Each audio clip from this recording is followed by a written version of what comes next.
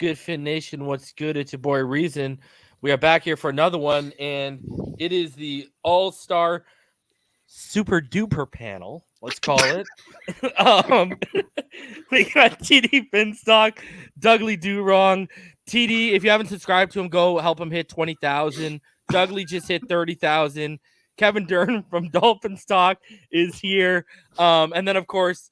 My co-host from Been Too Deep, Neal Driscoll, and my co-host from the Finish line with Richmond Webb, Mr. BallGame, and everyone, give a shout out to Richmond Webb right now. His mother's battling COVID right now, so give a shout out to Richmond Webb. He's dealing with it right now. But boys, gentlemen, how's it going, guys? It's going great. Yeah, going. We got walls. Congrats, Dougley, man. I appreciate that, brother. Because we got so much going on here. Okay, congratulations, Dougley, and Mr. BallGame has walls up in his house apparently. Yeah. You know they build, man. They've been slow rolling me on this build, bro. And now all of a sudden, we got walls. So okay. Those walls. Okay. Oh man, there you go, bro. What? I wasn't thinking that, man. Get your mind out the gutter, man. Oh my god.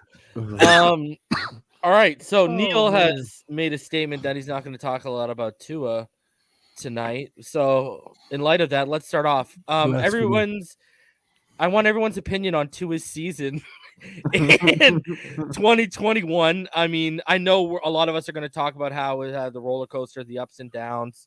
I mean, I think for the most part, we can all agree he didn't meet expectations, especially in those last 3 games leading up into the Patriots game. He was quite underwhelming.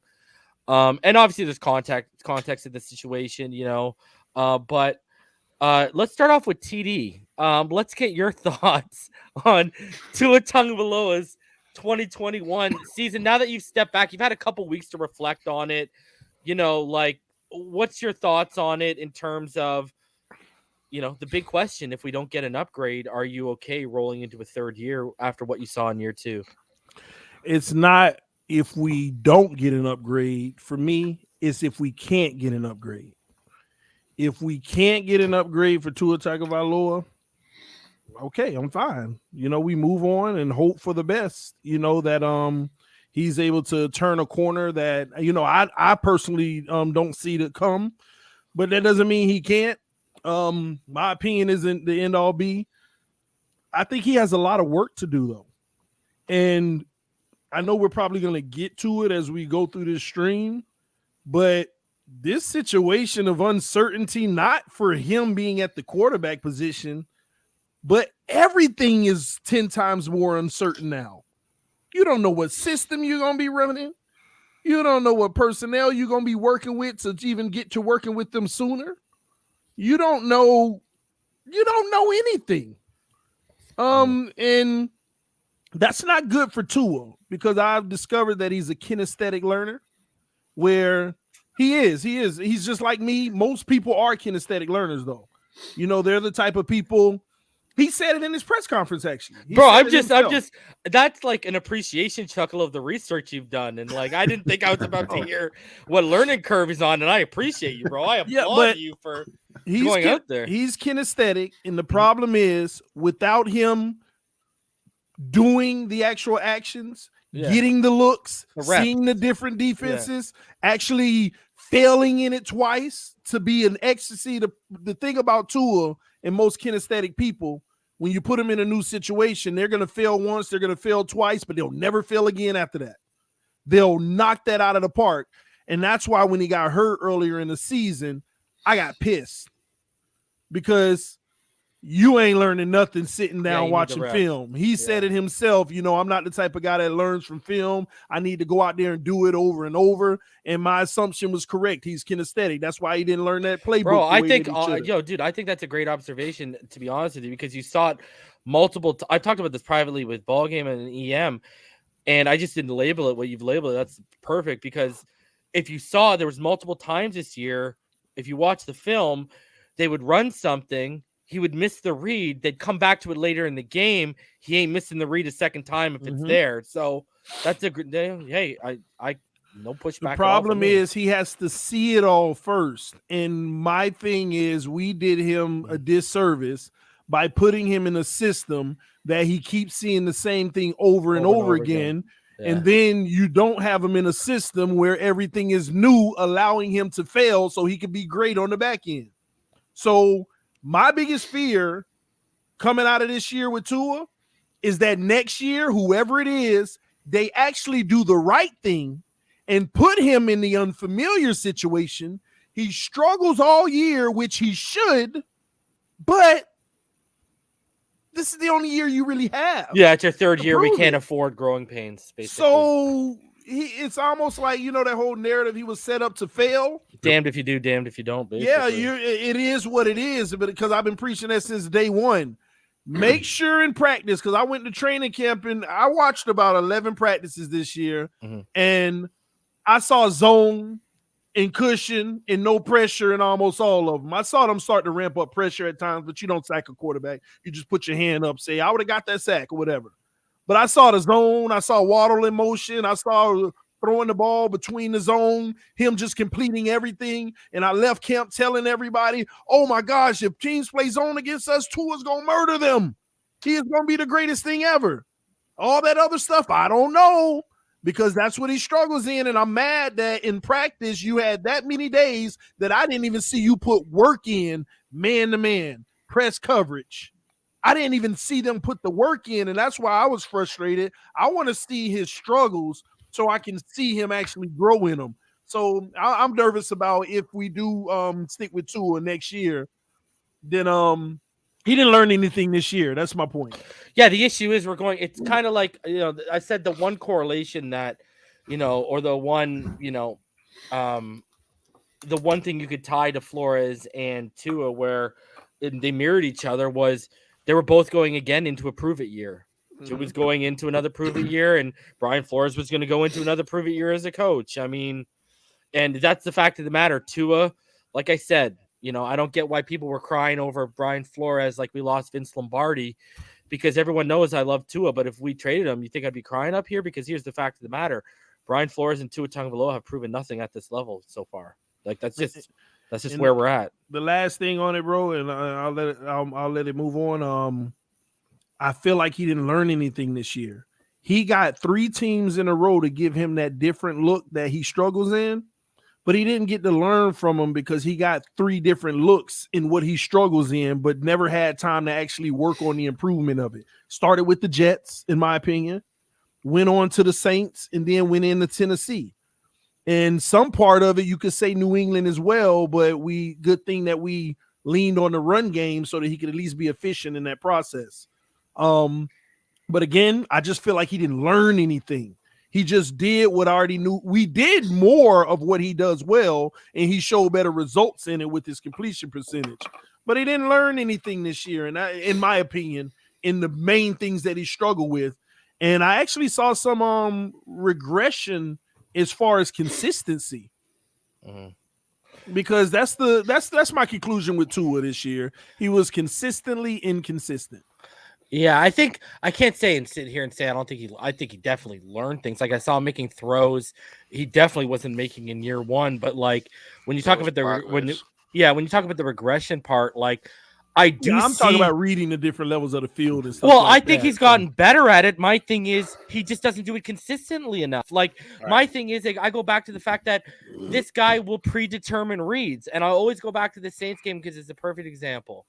When he threw that Gaskin slant inside the 10-yard line and opened them, and he dropped the ball on the left side of the field, you had Waddle in the slot, you had Parker on the outside. DVP. Parker runs a pick route, and then Waddle runs a delay wheel. Okay, so if I'm looking at this play and it was 3 to the right, it was empty set, 3 to the right, 2 to the left. If I look at that design, I don't even have to know what the play call is. I don't even need to see the play, but I know my progressions start on the left based off the pick.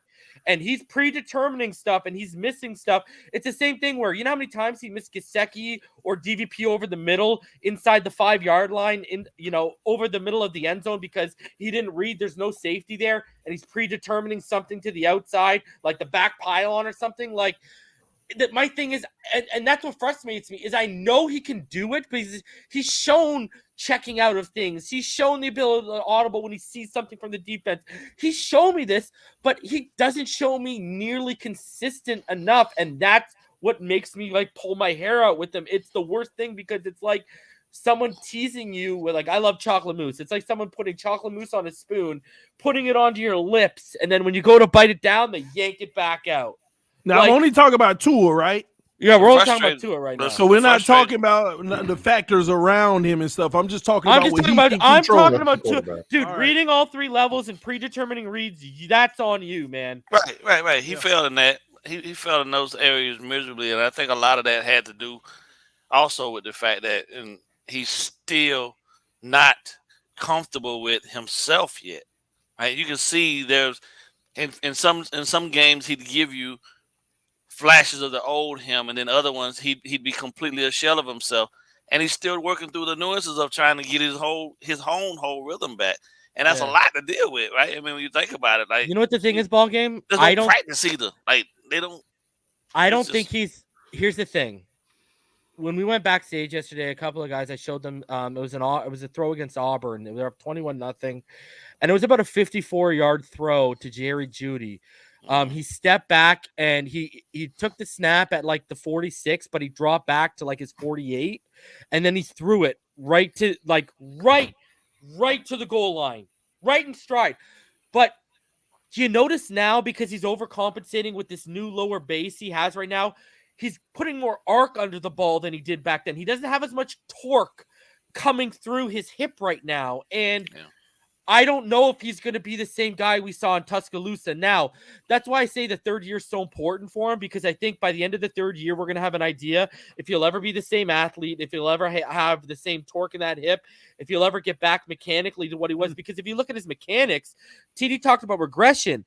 His mechanics have regressed since Alabama. Now, I understand it's because I raved about him at Alabama. Exactly. That was the biggest bright spot. Dude, I used to watch plays 4 or 5 times because I would get caught looking at his feet, or I'd get caught how he'd make a subtle sidestep, move up, and bomb it. And you'd be like, oh, right? Like just orgasmic when you'd watch it. But you don't see that. I know because last year they put him in. He didn't have the confidence in his body, the confidence in the O-line, the confidence in the receivers. And now that's trickled into, you saw when he was favoring the ribs. He's following through and he's turning away in one motion. I mean, that's affecting his throwing. Like right now, I don't think his mind and his body are aligned right now. They're not. When does it get aligned? Sometimes dude, that's a very traumatic injury. Sometimes they don't, bro. Yeah. That's the unfortunate part Think of it. It might not ever happen for him. Dennis Pitta had the same injury and he was never the same. I mean, so Dougley, what are your thoughts on the 20? Because I know expectations were so high. What did you think about his season, and what do you think about if we can't upgrade if going into a third year with Tua as a starter? I think he did better, but that's not saying much. His 2020 season was all right. It wasn't as bad as people made it out to be, but I do think he progressed somewhat. But like TD said, my theme for Tua this year was inconsistent. He would make throws like the passes to Devontae Parker and Waddle. Isaiah Ford, I think it was, where he was just dropping them perfectly into it. And then he is just like 2 plays later, he's just missing on passes that were absolutely driving me nuts. And you guys hit the nail on the head when it came to his footwork. I think that it was huge. At one point, it looks like he's throwing the ball while he's starting to do a split. Like his legs are so wide open when he's going to throw the ball that there's something going on with him, whether it's mental or whether it's physical. And is he not used to playing in a system where it has to be quick? Like, is he still stuck in his Alabama head where all of a sudden he had 4 or 5 seconds and the receivers were running crisper routes and something, and he's now in the Miami Dolphins where he doesn't have that? Because we've seen it with Fitzpatrick, who is a quarterback who's used to playing under chaos, right? He's always played behind garbage teams, garbage O-line. So he knows when he got in there, he knew, I'm just going to rocket it. I'm going to put it where it needs to be. Whereas Tua, it's slower. So he definitely he progressed, but was it enough to say this is the guy? Let's build around him.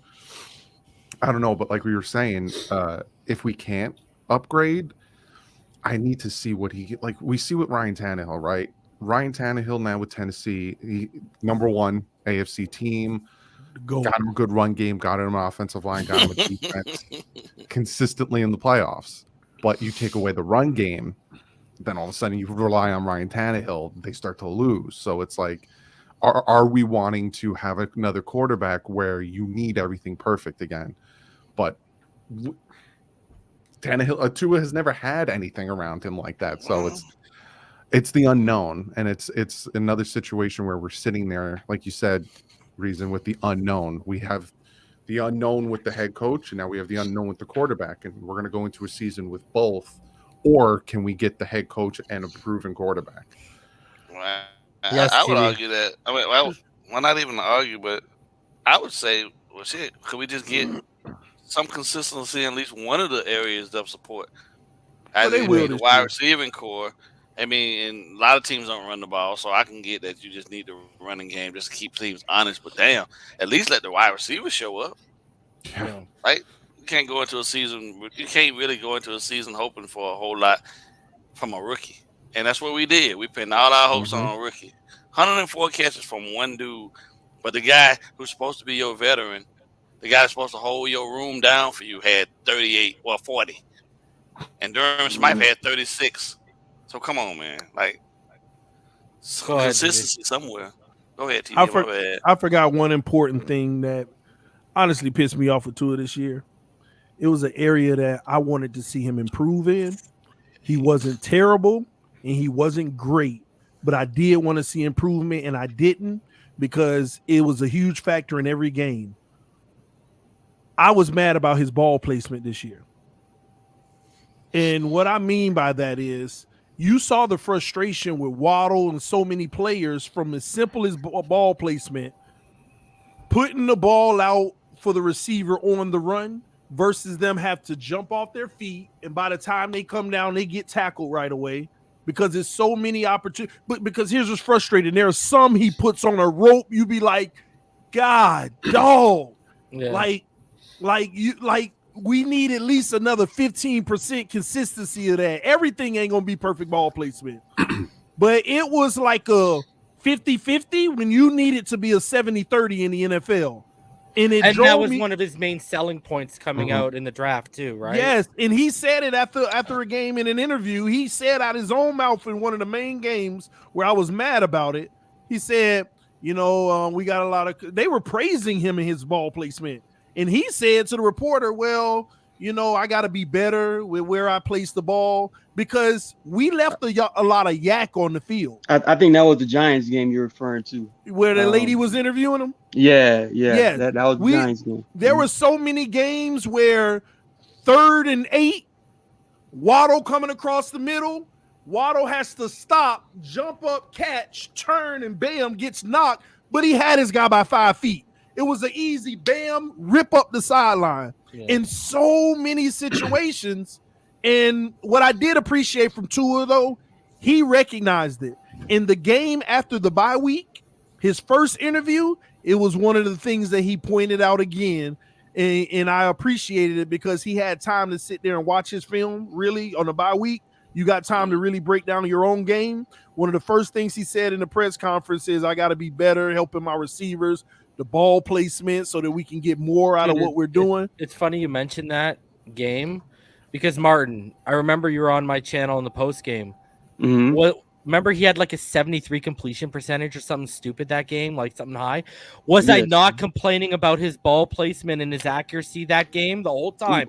People in the comments were like, "Oh, I'm glad his completion percentage," because and I'm like, that's all they look at. That was the first time, and Martin can remember this. That's the first time I told everyone something's not right now. I don't know whether the finger's bothering him. Something's not right, and that was the first time where I started looking at it like, I don't know what's going on here. And it was that freaking Giants game, and we won, and he had a high completion percentage, and people were pushing back on me, and I'm like, and then it got worse and worse over the next 3 weeks, especially over the middle. It got even worse and worse and worse. And I was like, yeah, I don't know. I can't defend this right now because. So I talked to Nick Hicks, and what Nick told me was he had problems with that dagger throw all training camp, all offseason. He said he's not trusting his velocity, he's not trusting his touch, he's not trusting his hip right now. It's the out routes and the crossings. It's the out routes and the short crossers. Yeah, the daggers that go up the middle. And reason, listen, I've come to a conclusion. If I'm going to give Tua Tagovailoa leniency, then we got to talk about physical issues. But yo, look at this. Because that's the only thing that makes sense. If we're not going to hold him responsible, period, it has to be something physical. His trainer's telling us he doesn't trust his body. And his trainer should be the most biased, protect him, don't let that out. And he's like, he's not trusting his body on that throw. Like, that's just where it's at. I mean... Yeah, and I was going to chime in on that. What's up, fellas, man? Sorry I'm a little late. Yeah, I believe Nick Hicks. He said on some podcast in Miami. He said a healthy Tua is a confident Tua, and a confident Tua is like a Super Bowl contender, right? So when he said something like that, I thought to myself, okay, what we're seeing out of Tua right now is Tua not. I think he's still coping and dealing with an injury that we all knew was going to be a mystery heading into his NFL career, and I think it's becoming more clear that like Reason just said, Tua doesn't trust his body just yet, and if you don't trust your physical attributes and traits, that could dig into your confidence. It could dig into making certain throws, that we know he can make. But again, your confidence has to be at an all-time high when you talk about making certain throws and stepping into certain throws. And if he's not there yet, then he has to find a way to gain it. That's what's frustrating, man. There's You no see guarantee. that? The confidence it took to make that corner throw to Waddle in primetime? Like, that was the definition of a big boy throw. Like, you gotta have the confidence. Reason, I'm glad. And then it's like, and then on certain throws you see, like, he's just. I'm glad you said that, Reason, because here's the issue that I have. When I hear Tua Tagovailoa out of his own mouth saying that he's 100% on his hip, then I hear him out of his own mouth say, "Yeah, I don't even worry about it anymore. It's second. I don't even think about that anymore." Right? Then when I hear reports that he don't trust his, self, it's too much contradiction. And where does that leave an evaluator? You see what I'm saying? Is this something that's going to be long term, or you may never recover from? Or so is it more physical or mental? I want to say physical because I'm more inclined to give him a chance if it's physical to hopefully get out of that. But if it's mental, I don't want him. Like I told you, TD. That's an issue. Bro, I was told that he couldn't throw the ball further than 25 yards by the end of the 2020 season because he was overcompensating for the hip and using his upper body on every throw. And what did we see this year, boys? When it looked like he was putting everything into it? It's because he was putting all his upper half into it. He wasn't... Dude, it's a kinetic chain. It starts from your toe all the way to your fingertip. All the way up. And when you don't do it properly, that's why Tom can play into his 40s. That's why Drew Brees with a shot arm could play to the age he did, man. It's all about mechanics, all about kinetic energy. And when you're doing that, man, and when you're not a physically strong guy with a cannon to begin with, you're going to kill your arm in 5 years. That thing's going to be shot in he won't see 10 years. He also not setting his feet on any of those. That's what. That's exactly. Body. He's using his upper body. People will say, "Well, the O-line not giving him time." No, there's times where he can reconnect, go, and even if you get hit, this is the NFL. You expect that sometimes, right? You expect that pressure coming. I'm on the run, but I got time to palm. Turn, set, just wait for him, and go and get real. But that's the other thing too, bro.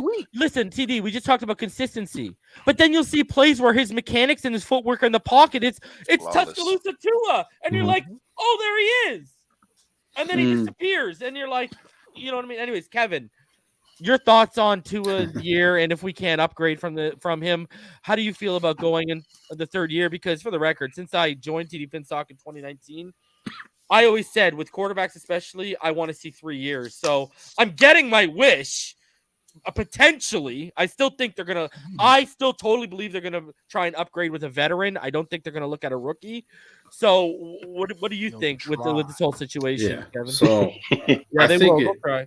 At least statistically, I thought he was okay. And, if he didn't miss all those games at the beginning of the season, he probably has a pretty decent year. I think the problem is the fan base, number one, saw how good he was in college. I think maybe overhyped him coming out, but they don't account for how long it takes to come back from an injury.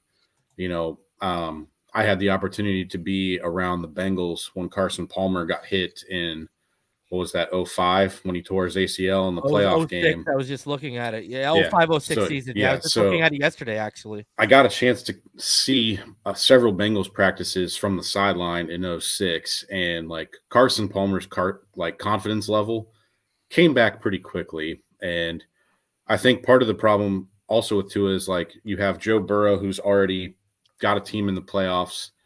Justin Herbert's basically rewritten NFL quarterbacking record books for the first 2 years, and I'm ashamed to admit it. I'm wearing a University of Dayton t-shirt. That's where I went. If Justin Herbert's coach isn't an idiot, because he also went to UD and called a timeout, they're in the playoffs too. I think Tua's projection, is pretty on par with how quarterbacks were. He's just lumped in that class with those two guys. That being said, though, the last couple weeks of the season, watching the New Orleans game, Dennis Allen is a master at showing you open field and then shifting to closed field or vice versa, pre and post snap. They did a lot of underneath zone stuff that, Tua was able to pick apart with Jalen Waddle. I went to the Tennessee game, and I hate to say it, that was the worst game I've seen a Dolphins quarterback play since A.J. Feely. He was damn. Terrible. God damn. AJ? Terrible. And, I know people want to talk about the rain. It didn't rain most of the first quarter, and it did not rain the third quarter. He was just bad. But if you watch what the Titans do, and I hadn't watched any other games. I don't know if they've done this regularly, but they basically copied exactly what the Saints did and showed them one thing pre-snap, changed it post-snap. But instead of playing zone underneath, they did all kinds of ways. They were playing flat traps to cut off the out. They were doing vice doubles with the backside safety, which when you have a guy like Kevin Byard, you can do those sorts of things. I've never seen a quarterback short circuit like that. It's a buddy of mine's a fighter pilot. They call it getting helmet fire when you're just overwhelmed by everything going on. And I think at least twice in the game, I've heard a couple of people say it was 3 times, Devontae Parker basically went over and yelled at him on the sideline when they came off the field because he's got a one-on-one opportunity backside with Jackrabbit Jenkins covering him, who's 5'10", if he's lucky. Devontae's 6'3", has a almost 40-inch vertical. Throw it up there. The thing of it is too that bothers me is, at least until the fourth quarter, that was probably the best the offensive line has played all season. Mm-hmm. Yeah. In terms of statistically, that was the best we'd ever run it for a half. You can argue with some of the play sequencing, whatever they called after the long pass to Waddle, that was shit. Yeah. But there's so many, plays. there's so many bad decisions he made in that game. And then you talk about the mechanical issues, he one-hopped that to Mac Hollins throwing off the wrong foot. There was the other play, I think they were pinned back deep at the beginning of the second quarter, and he tried to roll left. It was one of the few times when he's in the end zone. Yeah, and he tries to throw it to Isaiah Ford. He had 35 yards up the sideline, didn't run it. But, as TD talked about, the very next week, you see him take off against the Patriots. So, he can see those simple things, but, he saw that same coverage element 2 weeks in a row. No idea. I almost wonder if George Godsey kind of did him a favor and was just like, hey, we're not calling anything over the middle of the field because he can't figure it out. So that was disappointing to me in a regard. I have a feeling he's going to get the shot this year, but I've talked about it on my own podcast. They basically keep shortening the runway that he has to be the guy. And the bigger factor that I can think of is if we're going to consider Brian Flores not the guy or not the right fit, what has history shown, given us any inkling that they're going to get this right? And then even two, they might have all this cap space and draft picks and, future resources and stuff. How confident is anybody that they're going to be able to put enough infrastructure around Tua to get it right? And last thing, and I'll let you move on. But I'm coming back to you, Kevin, because okay. I want to pick your brain about something. But go ahead. So I was listening to the Draft Network podcast the other day, and they actually interviewed Jordan Palmer on there, and they were talking about him. I think some of his clients were, Josh Allen and Trevor Lawrence right now. He'd worked with Blake Bortles and Blaine Gabbert in the past. And he's like, if you look at it, that's 3 quarterbacks picked by Jacksonville. Like, they're not good at putting the right coaches in the right system around first-round picks. Buffalo has done everything they can to, incorporate RPOs, incorporate design runs. Did Brian Flores and the rest of the staff do the best job of that? No, probably not. But, there's nothing that tells me that the guy that they pick next is going to be able to do any better, Honestly, I think the best fit is Brian Daboll just because he has the RPO system. But I mean, like we were talking about pre-show, does that make you feel good about the direction of the team if it's him? So I'm actually a big proponent of moving away from the RPO. Yeah. Not because I wanted to ask him this before I get off topic here, and it's kind of tying to what you're talking to. And then I know TD had his hand up too. Okay, so you're talking about what he's seeing because people don't realize, like, I pick Kevin's brain because I think Kevin's one of the better football X's and O minds that I know. And okay, let's hypothetically say we go Mike McDaniel. I love Mike McDaniel. Okay, are you worried? Because this is actually quietly what I've been worried about, that his offense is going to be too complicated for Tua Tagovailoa right now. I think I wouldn't say it's too complicated, but or complex, let's put it that way. Yeah, I think it incorporates, like, if you take exactly what the playbook is now and bring it over, like, I know that's obviously not what's going to happen if that is the hire, but I think there's stuff that Jimmy G does well that either Tua hasn't been asked to do a lot, or when he has, it hasn't looked very good. Like, he can hit those overthrows and stuff like that the 49ers do, but Miami's getting to it out of RPO stuff where he can still look at the defense the entire time. How well does that happen when you're asking him to run a play action and do that when he's got to turn his back away? I mean, I hate to say this, and I hate to be this blunt, but, like, say they brought in Nick Mullins to compete with him. There's familiarity there, obviously. It wouldn't surprise me a damn bit if Nick Mullins, looked better than Tua if he got on the field. But I think familiarity with the system. Yeah. And I know we're going to talk about the candidates, so I won't dive into that anymore right now. So okay, TD, go ahead. Man, I gotta say this, man. With this whole coaching search, well, first off, based on what's your name again? His name's Kevin. Kevin. All right, appreciate it. Nice to meet you, by the way, Kevin. Even back to that Tennessee game, I remember after the game, a Tennessee Titan on their local channel or whatever. They were interviewed and they said, "Oh yeah, man, we had a great game plan. We knew how to." Same thing they did in college. We knew how to beat Tua. We left the flats open to entice him to throw there because he wants to anyway, and we collapsed on it right away. Soon as that arm goes up, we can head in that direction, and we can secure the edges as well. Like he said, we're leaving the middle of the field open and things of that nature. Yeah. They wanted to take away the flats and the slant lanes. And not even worry about the deep stuff. Yeah, and that's the flat trap coverage. Like, if you watch that game, there's literally like 4 or 5 plays where they let Mac Hollins run 20 yards down the field, and there's not a soul nearby. But the ball never. So that's why teams doesn't care. But to add on to what you were saying as well about the coaching situation, Mike McDaniels and all of that, which I'm actually Mike McDaniels is like at the bottom on my list. And we could talk about that when we get there. We'll get there. But here's the deal.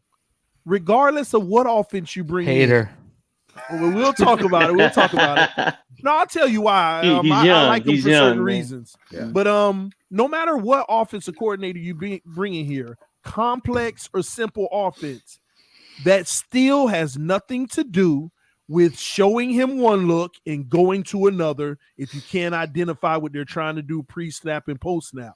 It doesn't matter how simple or difficult, complex it is. Yeah. Tua, no matter whose system he's in, when you run into those defenses that show you one thing and go into another, how are you going to react when you hike that predetermining? You said it, Reason. Yeah. That is a recipe for disaster for the predeterminer. You already know where you want to go. You snap the ball, they switch it all up, and now it's panic mode. Yeah. So I guess go Kevin. Okay, and then sorry. Martin, you go. Yeah. So I think one way you can help with that, even if he's learning that way, I can't remember who wrote it, but there's a great article about, and I hate to bring up Carson Palmer again, but basically how he turned his career around in Arizona. And one of the things that Arizona developed at their facility was a virtual reality simulator. So, if you're not good at watching film, you can put on whatever that headset is and kind of play your way through it. VR reps, get VR reps, basically. I would imagine at the new facility that they have, there's probably that capability. I don't know whether they have. Bro, I need that not. Star Trek hologram deck up there, bro. But there's So there's ways to learn it. Again, though, if you look at everything they've talked about, Stephen Ross said when they opened that new facility, he wants a Super Bowl winner sooner rather than later. I just feel like the runway that they've given him is even shorter now than it was, especially with the new coaching search. Maybe that's why someone like a Doug Peterson isn't interested in the job. You also had what happened to him in Philly. Miami's front office is arguably more dysfunctional than Philly's. Yeah, but hold on. You really don't think they're saying we're not going to – if he fails this year, we're not tying him to you? No. I would hope year so. 2. We got 2 first-round picks. Go get your guy. Reason. If you want to stick with him for 1 year, cool, but it's not on you. But it's Stephen Ross and Chris Greer. We have to stop saying should have fired Greer then. Hold on. Hold on. Let me change the narrative. We gotta stop saying that if they do move on with Tua, that he's getting a full year. But I don't want him tied. I don't want his success tied to the new hires. What I'm saying. But that's not fair. I don't think it will be. That's not fair. Unless they come in and sell their soul and say, I can fix him. Yeah, and they start guaranteeing shit. You know what I mean? His runway is now the trade deadline next year if they don't do anything this offseason. His runway is the trade deadline. Don't forget, the 2 first-rounders that will be more appealing are next year, not this offseason. So his runway is whenever we have our the trade deadline. But if we're 1-5 or 1-6 or 1-7, wouldn't y'all just want to wait till the offseason and gauge what quarterbacks are going to hit the market? Depends on who's available. Depends on what the situation is. Because I'm telling y'all, Neal, you there? Oh, I'm here. Okay, this guy's been quiet because we're talking about Tua. He doesn't want to chime in. I got my opinion coming. It's all okay. You're okay. So let's start off with you. Okay, we're talking about next year a quarterback potentially. I floated this to TD privately because of me and yours conversations. You're from the Baltimore area. Lamar Jackson. It's a potential. And I know, hey, I agree with you, TD. But the fact of the matter is he'll sell jerseys. They bring him home. It's and realistic. Ross loved him during the draft process. Yeah. And he might be available from what you're hearing, Neal. At the trade deadline, too. Right. So one of the things the Baltimore Ravens MO has always been is getting the player signed a year early, right? Before their contract is at its max. They've done it with Marlon Humphrey. They did it with Ray Lewis, Ed Reed, Jonathan Ogden back in the day.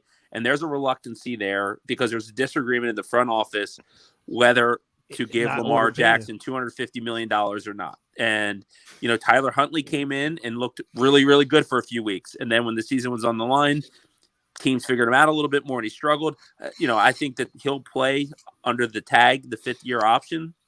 And, it'll be interesting to see what Baltimore does. I do think he will because I think that the thing is, I think why a lot of people fall in love with Deshaun Watson is that we know he's an elite quarterback that's available, right? And that doesn't happen that often. My at biggest his age.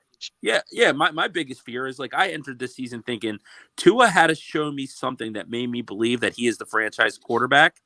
And honestly, I preferred rookie 2020 Tua than I did the guy this year.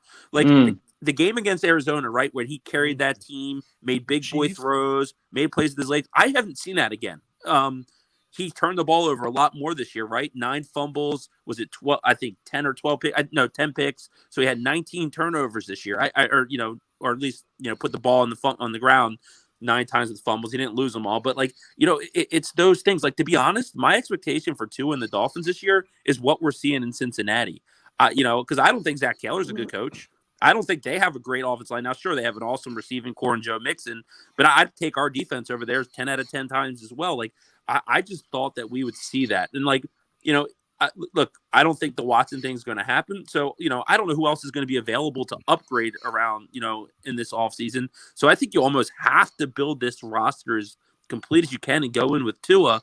But I would hate if they made a coaching hire off of one player versus the 53-man roster. So, Brian Dable screams to me, this is a Tua hire, the familiarity. I would hate that. I think the one thing that we see with Tua is he comes from a system in Alabama where everything around him was as close to perfect as it can get, right?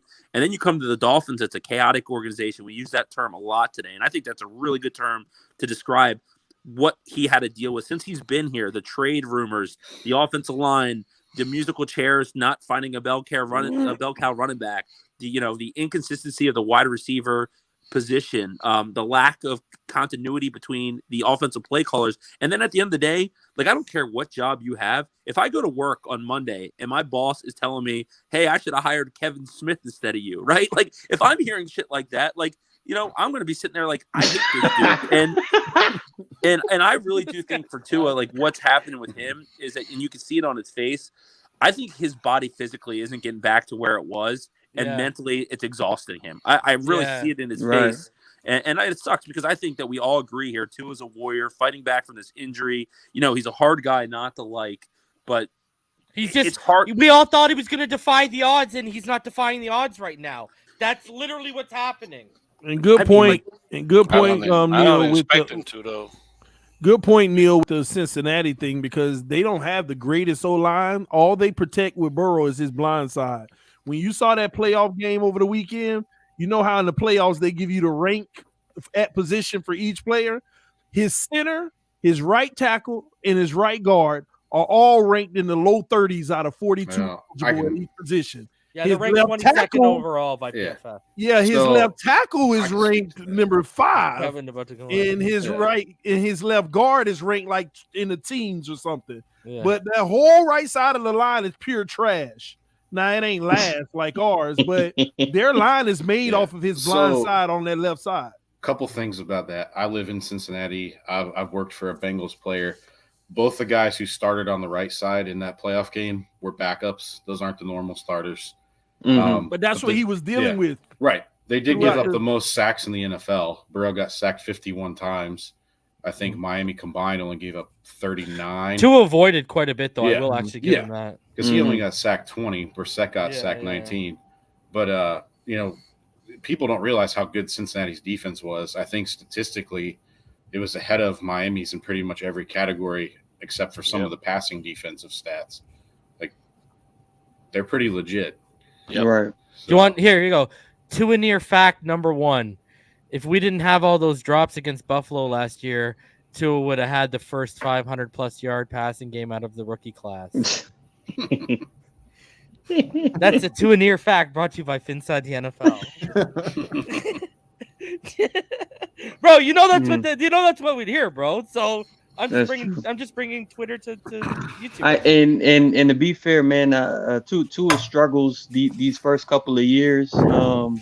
Obviously, you would like your quarterback to overcome the psychological and mental portion of what it takes to be an NFL quarterback. But trust me, man, you can put anybody in that situation, even Aaron Rodgers, when so much is stacked against you, including your own personal injuries. I mean, it's going to take a miracle for you to look, comparable to your class, your draft classmates in Burrow and Herbert. Because those guys have been performing at a high level, for a really long time. Dude, what's shocking to me is, Burrow found the confidence he had in LSU returning off an injury like he had last year. This man looks like LSU Joe Burrow right now. I'm telling you, sorry, Herbert fans, he's better right now. Because Joe Burrow he's doing it on this level right now. Man, I expect that from him, though. Because you know what he has? He's supposed to be better. He's older. He's supposed to be better. No, you know what he has that Herbert don't have? killer instinct, bro. That too. Burrow had, and I'll give Tua this. He shows that killer instinct a little bit in the fourth quarter, but I need it for 4 quarters, not for the last quarter of the game. Right. I just needed Burrow 3 got quarters. that killer. Burrow got that killer instinct from the first whistle to the last whistle, bro. Listen, I ain't trying to go 4 quarters. I just need 3 because I still haven't got a quarter and a half, more than a quarter and a half worth of consistent play. No, I'm being serious though. That ain't even a knock on Tua. I look for that consistency. Right now, I'm at like, give me 2 great quarters. We'll see a drive, then 6 trash drives, and then there we go again. No. And TD, to be fair, we're gonna see what's gonna happen this offseason as far as who's gonna be hired as the head coach, what they're gonna do in free agency, as far as who we're gonna pick up, and how this draft is gonna go. Because again, let's be fair, man. What Tua really does have to work with is subpar. To a specific standard of who do you have to work with, and also Tua has shown that he struggles with reading coverages consistently, making certain throws consistently. I think there's still a lot more room to grow with him as well. So let's see how all of those align itself. Let's see what this new coach coming in. Let's see what he does as far as the game plan moving forward, how you're going to, develop Tua moving forward, and let's see if he steps up to that plate. Because again, this is a situation where I want the Dolphins to be good, to be competitive. We were literally a game and a half, 2 games out of the postseason this year. Again, back to back seasons. So it's not like we're like that far off. But clearly, when it comes to the quarterback position, it does play a part in, getting over the hump with a couple games, here and there, as far as a win here and a win there.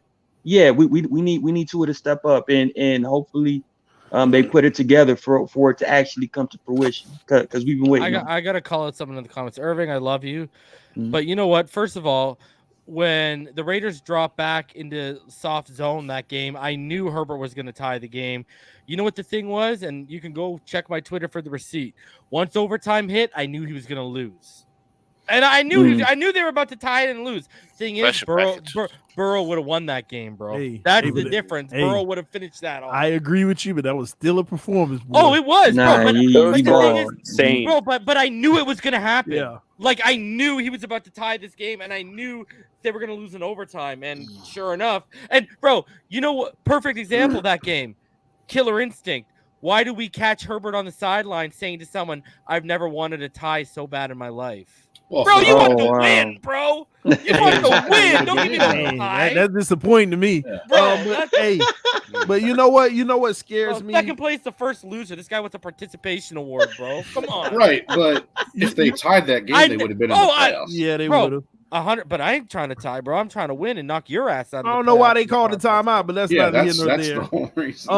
Yeah. But let me say this last thing about Tua on my end reason.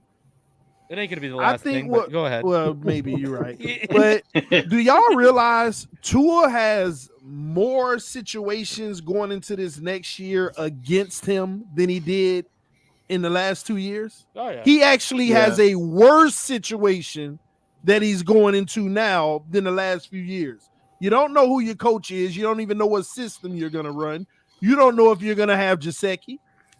You don't know a whole new O-line potentially. You don't know if you're going to be power run heavy, RPO still, pro style, spread. You don't know who your center's going to be.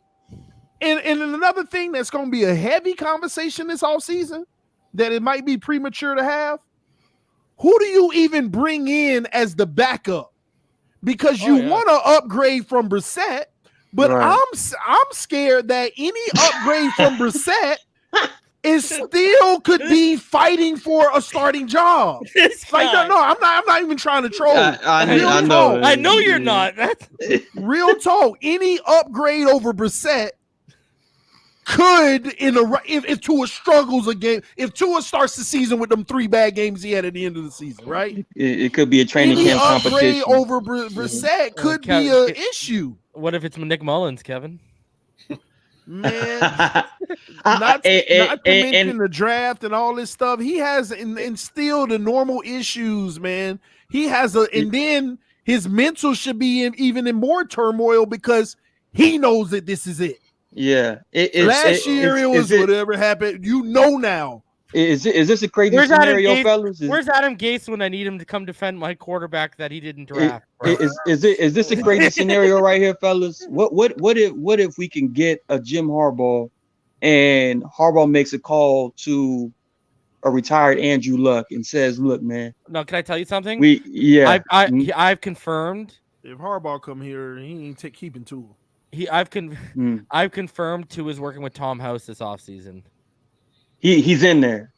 Okay. So Tom House is the throwing mechanic coach. That's what he needs. He got Drew Brees and he got Tom Brady right. He got Drew Brees right after. Aaron Rodgers was his best project, by the way. Yeah. Aaron Rodgers coming out of I tell this all the time. Drew Brees, if you guys ever watch baseball, I know you're a Mets fan, Doug.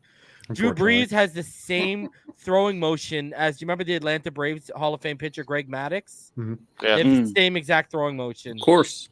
Because he started off in baseball, and now he's gone out and he does football players and stuff so too. Tom House is about to retire. Oh, I got to get one in there. So, for me, I guess, I don't have high expectations of quarterbacks because I still believe, being a defensive-minded coach and all that, that's the most dependent position on the field. So I blame the Dolphins wholeheartedly for where we are currently in this situation, because you had an opportunity not to even take this kid, knowing that he was broken in terms of the injury and all this stuff, and they did it anyway. I get who he was prior to the injury, but realistically, no one ever comes back pretty much what they were previously, unless you just, you got some alien DNA in you, and you just got a whole lot of luck on your side. You're a freak of nature. Right. And that's not really the case. So I take it for what it is, and I think to myself, like, the inconsistencies and things of that nature that I saw over the season is really and truthfully, I think Kevin said it best. There's this fight going on, really, within himself, right? Mentally, his mind is telling him, okay, we're good, but he doesn't trust his own body. So you're going to have those conflicts. And you got to put somebody in the room with him to force him out of those dark areas of his psyche that are going to allow him to, once again, realize that he's okay to be the guy he used to be to some degree. And, if they're spending the money to bring somebody, they're spending the money, putting it in the right place, then that's a step in the right direction. But I don't know. I just didn't have a whole lot of high expectations for him, because I just felt like all season long, even when we actually was doing the prediction shows and doing all those things, I kept asking the question over and over again, where did we get better? Right. As a team, not just as for the quarterback, but as a team. As a team. Right. And a quarterback, right? Most of the teams that we see playing tomorrow, that we'll see playing tomorrow and on Sunday, they have units around them that support them even when they do play bad. And we didn't have that. He never had that. He didn't have that this year. And we had flashes of it with Fitzpatrick, and people got in that, that made the questions in comparison. Well, Fitzpatrick was able to do it, but why couldn't Tua do it type of thing? But, at the end of the day, junk is junk, bro. Yeah, we only got better in one area on the whole team. That was the interior D-line. Yeah. That's it. Yeah, we stayed status quo. Secondary. Holland was I don't get into that, but we're talking to it right now. We can discuss the rest of that too. But for me, right, I just say it was C- at best. You know what I mean? And I go C-, C-. We ain't talk about the fact that his teammates, may not be. Listen, bro. We can go down that hole if you want to, but because their grades are way worse, right? The only guy that stood up is the guy that I was most concerned about in terms of, he's a rookie, right?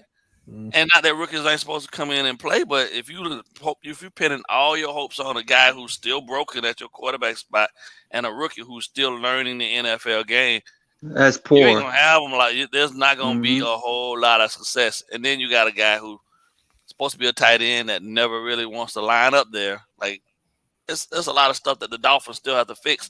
Not to mention, I've been a fan of this team since '79. They still yet develop one quarterback. That's why I'm done trying. That's why I'm done trying. Ladies and gentlemen, I don't have nothing against these young quarterbacks, but that's why I'm done trying, because we got no faith that we can. Dan was another gift. Well, you know, if they move off Tua, they're not. At least this year, they won't go down that path. Dan was another gift. So for people that will say, "Oh, they developed Dan," no, Dan was actually another one of those Tunsil situations. He was supposed to develop in here. That's like Adam Gase. That's like Adam Gase developing Peyton. Exactly. Yo, Dougley, I haven't got your opinion. What did you think about the whole report about? Well, if you read Omar's stuff, it was mainly defensive players. What did you think about that whole situation, bro? Because I mean, that was, me and you had a conversation about that. I'll tell you what did you think about that whole situation? Because I know a lot of people are wanting names. They're like, if you're gonna go that deep and say, I'm wasting my time with this kid. If you're gonna take that big of a shot, people want names attached. Well, like, where do you stand with all that? Because we kind of saw it last year. Remember with the whole Vince Beagle liking the Deshaun Watson stuff. What did you think of that whole thing? I think it's funny because the whole narrative that towards the end of the season, or even towards the middle of the season, has been it was a whole who's Flores side and who's the Tua side, and I knew it was going to happen because we kind of saw it happen last year when they put Tua in over Fitz, especially with Fitz was starting to win and he put up big numbers against San Fran. All of a sudden, people, even the players, were like, why are you making this change? So it even seemed like some of them weren't really backing them. But so I'm not really surprised that some people weren't really backing Tua because of that, because we saw that divide last year. And then we saw that these players want that killer instinct. They want that guy that is going to go in there and I got it. Listen to me. This is what we're going to do. Kind of like Dan Marino. Dan Marino, he would yell at you a lot, apparently, but he would also just go, I got you. And he would just sling it around. Whereas Tua, it seems like he's very like timid when it comes to certain things. Like I enjoyed seeing him yell at players. I enjoyed seeing him getting mad on the field on false starts and stuff because we didn't see that from him. So when we finally started seeing it, I was like, all right, maybe he is getting command of the huddle. Maybe he is, when he's pulling players away from fights and when he's telling players on which side to go. I'm like, all right, maybe he's seeing that. But from what we're hearing behind the scenes, it doesn't seem like it. It seems like there's a divide. Bro. Because when there was the whole trade deadline, he had a group of players that were liking him and commenting on his photos. We got you. Landon Roberts, chirping in his ear, saying it's not you, it's the coaches. So it's like, what do you believe? Do you believe, And I think had his back. There's certain portion of the players. Listen, I don't believe no scrubs or anybody on a contract year. Let me tell you what. Defense. Hold on a second. Hold on. Before you go, ball game, Neal, because he's got to get out of here. Neal, I want to get your thoughts because I didn't get your thoughts, and I'm sure we'll talk about it on our podcast tomorrow. But what were your thoughts on the whole Omar Kelly stuff with players? Because even Nick Hicks responded to you on Twitter and said that's false. Now I've spoken to Nick, and Nick said, all the offensive players love him, the receivers, the running backs, and the offensive line. Then you had the article from Jason Lackenforna in late October saying that a lot of offensive players weren't happy with how Flores was yo-yoing Tua in his rookie year with pulling him and such like that. So it's clear the offensive players, he's got friends on that side, but the defensive side, the guys who practice against him, there's some dissension there a little bit. What are your thoughts on the whole thing?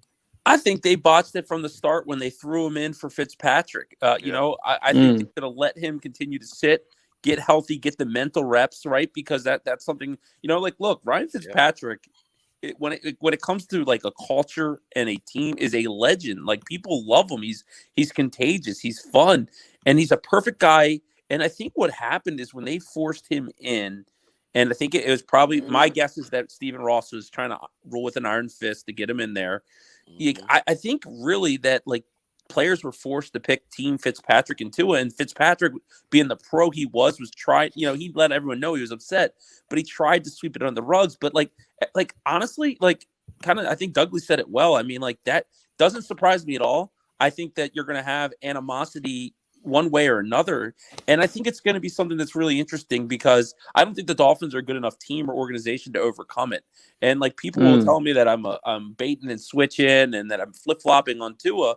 My concern about is what's the best for the Miami Dolphins. And Tua is one of my favorite players in the league, but that doesn't mean that doesn't mean necessarily he has to be the starter for this team. A change of scenery might do Tua well, as much as it does the Dolphins. The problem becomes is who's the guy that you can replace. If you ask me what's the plan this offseason, that free agency money, don't spend $1 of it on the defense. Use some of the draft to have the defense. Go get, Calvin Ridley, Amari Cooper, Chris Godwin. We know all the players that are going to be out there. Go get one of those guys. Go get some of those linemen.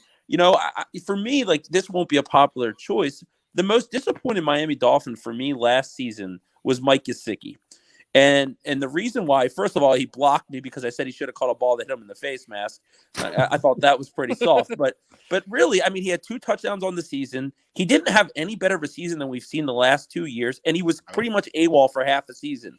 Like for me, if they franchise him and he's at the tight end, he's $11 million and they want to see him one more year. But another thing that I noticed just is him in the media that you could tell Mike Gesicki wasn't happy at the end of the season here. And he continues to post stuff. Like, I just don't think good organizations have all this drama. Like the Miami Dolphins for 10 years has been like the ongoing episode of Jerry Springer, right? Like, you have Bullygate, you have all these damn things, you have different coaches. You have an owner who meddles in the things that he doesn't know anything about. And, it's one of those things like this coaching search could really be a great thing for the Dolphins, or it could set us back for a few years if they don't make the right hire. Like, they're doing their due diligence. They're getting people in here. But, they have to really get somebody who's going to change the structure. Someone who has the gumption to look Stephen Ross in the eyes respectfully and say, I'm the coach of this team. Like, you hired me to do a job, let me do the job. And I think that's why the number Isn't one. That Harbaugh? That's the number one reason I want Jim Harbaugh, because I think Stephen Ross would that's leave what him got alone. Flores fired. Well, and I asked myself one question, right? If I hire a coach, can he get me to a Super Bowl? And that's why my top 3 candidates are Jim Harbaugh, Doug Peterson, and Dan Quinn, because I think those 3 guys can. And none of them are a perfect candidate, honestly. Like, I love Jim Harbaugh, but is he going to accept Tua Tagovailoa? Probably not. He probably wants to put his stamp on something. Like, that's just who he is. It's interesting that none of those guys, Quinn will be here, I guess, today, but none of those guys really have been here. Harbaugh's the guy that could fix it, but like a guy like Brian Dable just screams, we've seen this movie before to me. A guy like Vance Joseph screams, we've seen this movie before. It just could set us back if we don't make the right hire. I think it's so important. And I like Mike McDaniel a lot. I honestly don't think that he would take the job if he was offered it. He didn't want to interview for the offensive coordinator. He got blocked. They blocked last year. Shanahan blocked. Yeah, I just think that he likes being part of this Shanahan tree. He has a good thing going in San Francisco. Because here's the thing that people like Alf, who I really respect for 3 yards per carry, was kind of getting into me with a little bit today, because I said, look, if I'm a good head coach candidate, do I want to go to a place where I know that it's broken in the upstairs? Like, I don't trust the owner. Like, it's hard to overcome that. Stephen Ross is his own worst enemy. He wants something, but he can't let it happen organically. He always has to get in the way of it happening. And I think what we've seen with Tua since his start, it's just been so broken. I think that a separation is best for both parties. But the question becomes I don't know about any of you, but I'm not excited if Kirk Cousins is our quarterback starting next year. I'm not excited if it's Jimmy Garoppolo. And I don't know if those guys are better than Tua or not. I'm not going to, I don't really haven't really looked enough at Cousins and Garoppolo. I like Jimmy. But I just think Nah, B.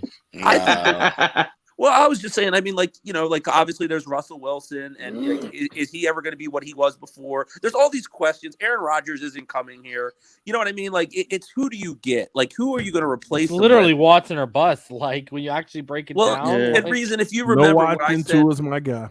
Well, remember what I said in our podcast, Reason, when the trade deadline happened, it wasn't the fact that I was upset that they didn't trade for Deshaun Watson. I was afraid of the situation we're in right now because, like whoever said it earlier is 100% right. The pressure going on into season 3 with Tua next year, especially if they spend that money wisely, support him, give him weapons. I mean, it's going to be a week-to-week thing where if he has a bad game in week 2, people are already going to be like, what are we going to do at quarterback? And it's going to get, and we all have seen that story way too many times in Miami with the quarterback position. And it sucks because Tua's a good kid. I just don't, honestly, like, I wish I understood. I try to stay optimistic, but I just have a feeling that we haven't seen enough that's going to turn this organization in the right direction. Right. And to be honest, if I was Tua, I'll throw all caution to the wind. No fear of failure. And no will to win. Just go out and just ball. Like, just he might as well, because damn if you do, damn if you don't. So you might as well. Yeah, right. Just do it, man. Like, appreciation, Neal, man. Have a good night, buddy. I know you got to get out of here, man. Thanks, bro. Yeah, everyone have a good night. Fins up, man. It's gonna be it's gonna be crazy the next couple of weeks, months. I like the coaching, man. When's your deadline? When do you want to coach? We gotta have one for the Senior Bowl, right? Like, we have to have one established for the Senior Bowl. Like, look, Jim Nagy does a great job. Like, it's fantastic. That roster, man, is awesome. And the quarterbacks there this year, like, are I think we're going to hear something. I would say by the end of next week, I think we're going to have more direction on, because they're going to do second interviews, right? Like, yeah. And look, teams are going to lose, this weekend. And I think Buffalo is one of those teams that's going to lose. And I think it's going to be interesting. I'm calling a Bengals upset this weekend. Tennessee going home, baby. Let's go. Me too. Reason, I'm with you. He ain't going home, man. Y'all gonna be mad when Derrick Henry gonna be a shell of himself. You're gonna take away reps that matter. Derrick gonna take away reps that matter because he's gonna be shell of himself. Oh, Big Joe Cool, Big Dick Joe rolls through. He takes them to the conference championship. Baby. Don't get mad, fellas. Buffalo Bills going to the Super Bowl. If you don't think Derrick Henry been sitting at the house, fully healthy, just chilling, just waiting for this opportunity, ready, fresh for this 250 easy ball game, 250 easy, 250 tomorrow. Crazy, bro. This dude been healthy for weeks, bro. They didn't need him. Be like, yo, I want it. It's another thing to get out there, and now you got to shake off the rust and and get hit. What it was before in the cold.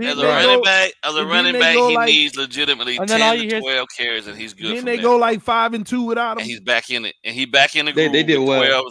10 to 12 carries, and he's back in the groove. 12 carries for 12 yards, and the 12 carries for 12 yards, and they're already behind. And then Cincinnati's already Joe down. Just rolls, baby. Larry Ogunjobi too.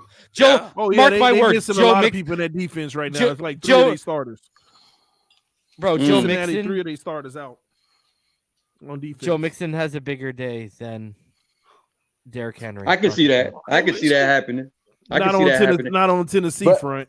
Let's go, baby, all day. But hey, man, don't hate me, man. But I think the Buffalo Bills are in prime position to go to the Super Bowl this year. Yeah, I hate underwhelming. So back to this thing that you guys were talking about with the Omar article, bro. Yeah, like BallGame want to get in. Go BallGame. I'm at the mindset BallGame. legitimately from the defensive side of the ball is they're never appreciated because fans can never really to name you out. Like if you take the average fan, you ask them to give you a player off their favorite team. They're gonna be from the offensive side of the ball because that's where that's what they see. Those are the guys scoring the points, all this type of stuff. The grunt work is done on the opposite side of the ball, and that's a thankless job. And really and truthfully, when you got guys out there, they know without a shadow of a doubt, they're carrying the team essentially, and then they're gonna get bitter. Oh yeah. And by right, especially they should be right. Especially as they creep on 30, right? Yeah. So so then at that point, man, you kind of understand kind of where some of the frustration probably is coming from because the guys that are longer in the tooth, right? They're looking at good valuable time wasting away from their situation, right? So I think there's some validity to what he's saying. Eric Rowe and Jason McCourty out here talking shit, huh? Is that what you're I tell you who in the locker room don't like him. It is driven by the defense, but you still got about 2 offensive players that don't like him. Eric Rowe and McCourty definitely don't like him. Okay. Xavier Howard ain't like he dislike him, but he ain't fond of him. Byron don't like him. Okay. And Christian Wilkins, not a fan of him. Okay. On the offensive side of the ball, y'all keep getting fooled by Mike Gesicki. Y'all keep on getting fooled by Mike Gesicki. Mike Gesicki don't like Tua Tagovailoa. Mike Gesicki is up for a freaking contract, and he is playing best behavior, especially since his production dropped on a year that you thought he was going to get a massive payday. Yeah, I'll concur with that. Mike Gesicki should have set the market. He should have. And guess what? Another thing about Mike Gesicki, he has some of the blame about Tua protection. Yeah, he's the one that allows himself to get erased at times, and it becomes a non-factor. So I do know for a fact that Xavier Howard actually does like Tua Tagovailoa. I know that for a fact. Okay. Yeah. Okay. Yeah, but I do agree with you. I do agree with you with Byron. I agree with you. I think Wilkins.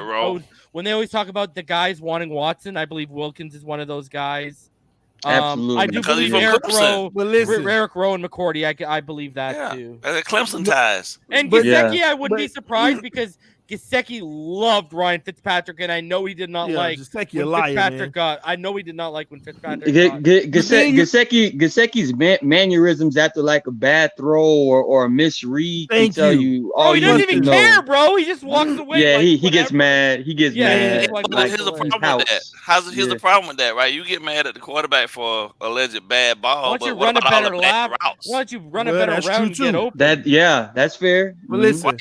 Why do these people not like Tua Tagovailoa? Listen, it's not the person. Some guys don't think they can win with him. That's what it is. I think they don't respect the position either. Hold on. We got to put in better context because they can win with him. They just think they have a cap on what they can win with him. They can win. But I've never in Miami. I've never seen this much dislike for a player. No. See, the difference with Tannehill was sheltered. Tannehill was sheltered by the coaches, and you had people who felt like he didn't get the right level of criticism. The defense still didn't like him. Yeah, but the defense hated him, bro. No. Y'all missing me. I agree with you. Remember that practice?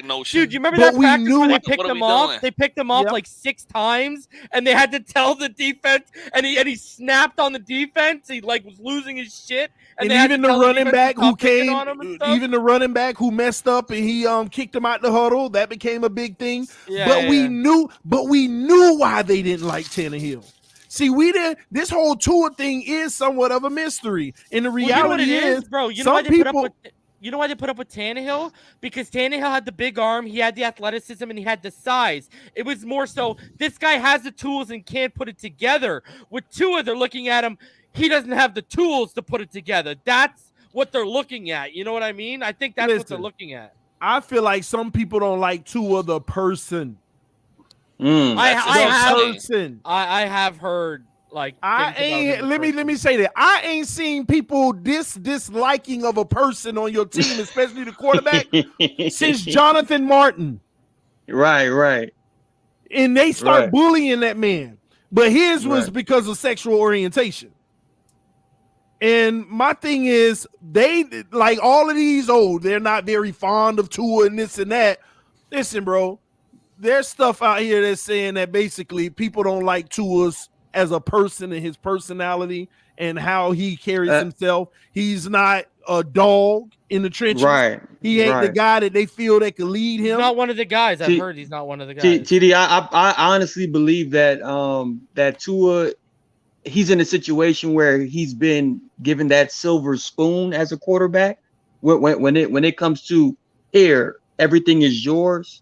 Versus actually earning it. Like Well, he Like, earned that even Bama starting. Yeah, he earned the Bama starting. No. I'm referring to the Dolphins. Strictly the Dolphins. Strictly the Dolphins. Okay. Like, Like, but that like was the way because of Greer and Ross, bro. that's what I mean. That's what I mean. I think when it comes to players, especially NFL players in the locker room, everybody that starts on a team literally has to, claw and scratch and earn their way onto the field. And unfortunately, yeah, but Martin, the quarterback's a different position. You know this. No, I know this for sure, fellas. I know this for Especially sure. when But you're I drafted think in the top 5, right? Like, right. But I think that's why a lot of people are kind of frowny face about Tua, because not that he asked for it, but he was given the starting job, the opportunity to lead the team, and it just hasn't quite panned out the way they would have imagined it. And unfortunately, it's not Tua's fault, but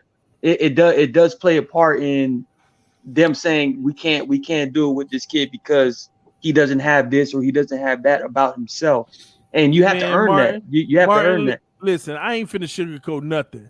I feel like this is me, not anybody else, no player or anything I've heard. I feel like they think that Tua's soft, period. And they ain't finna be led by somebody who comes across soft.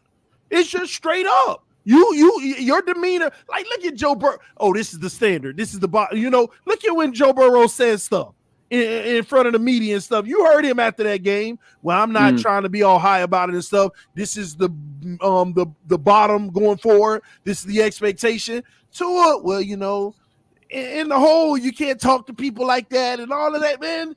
Sorry. I said he should have stole on Flores, bro. I think if he would have got one swing, these I are think they would have men with respected the him after that. utmost testosterone in a locker room.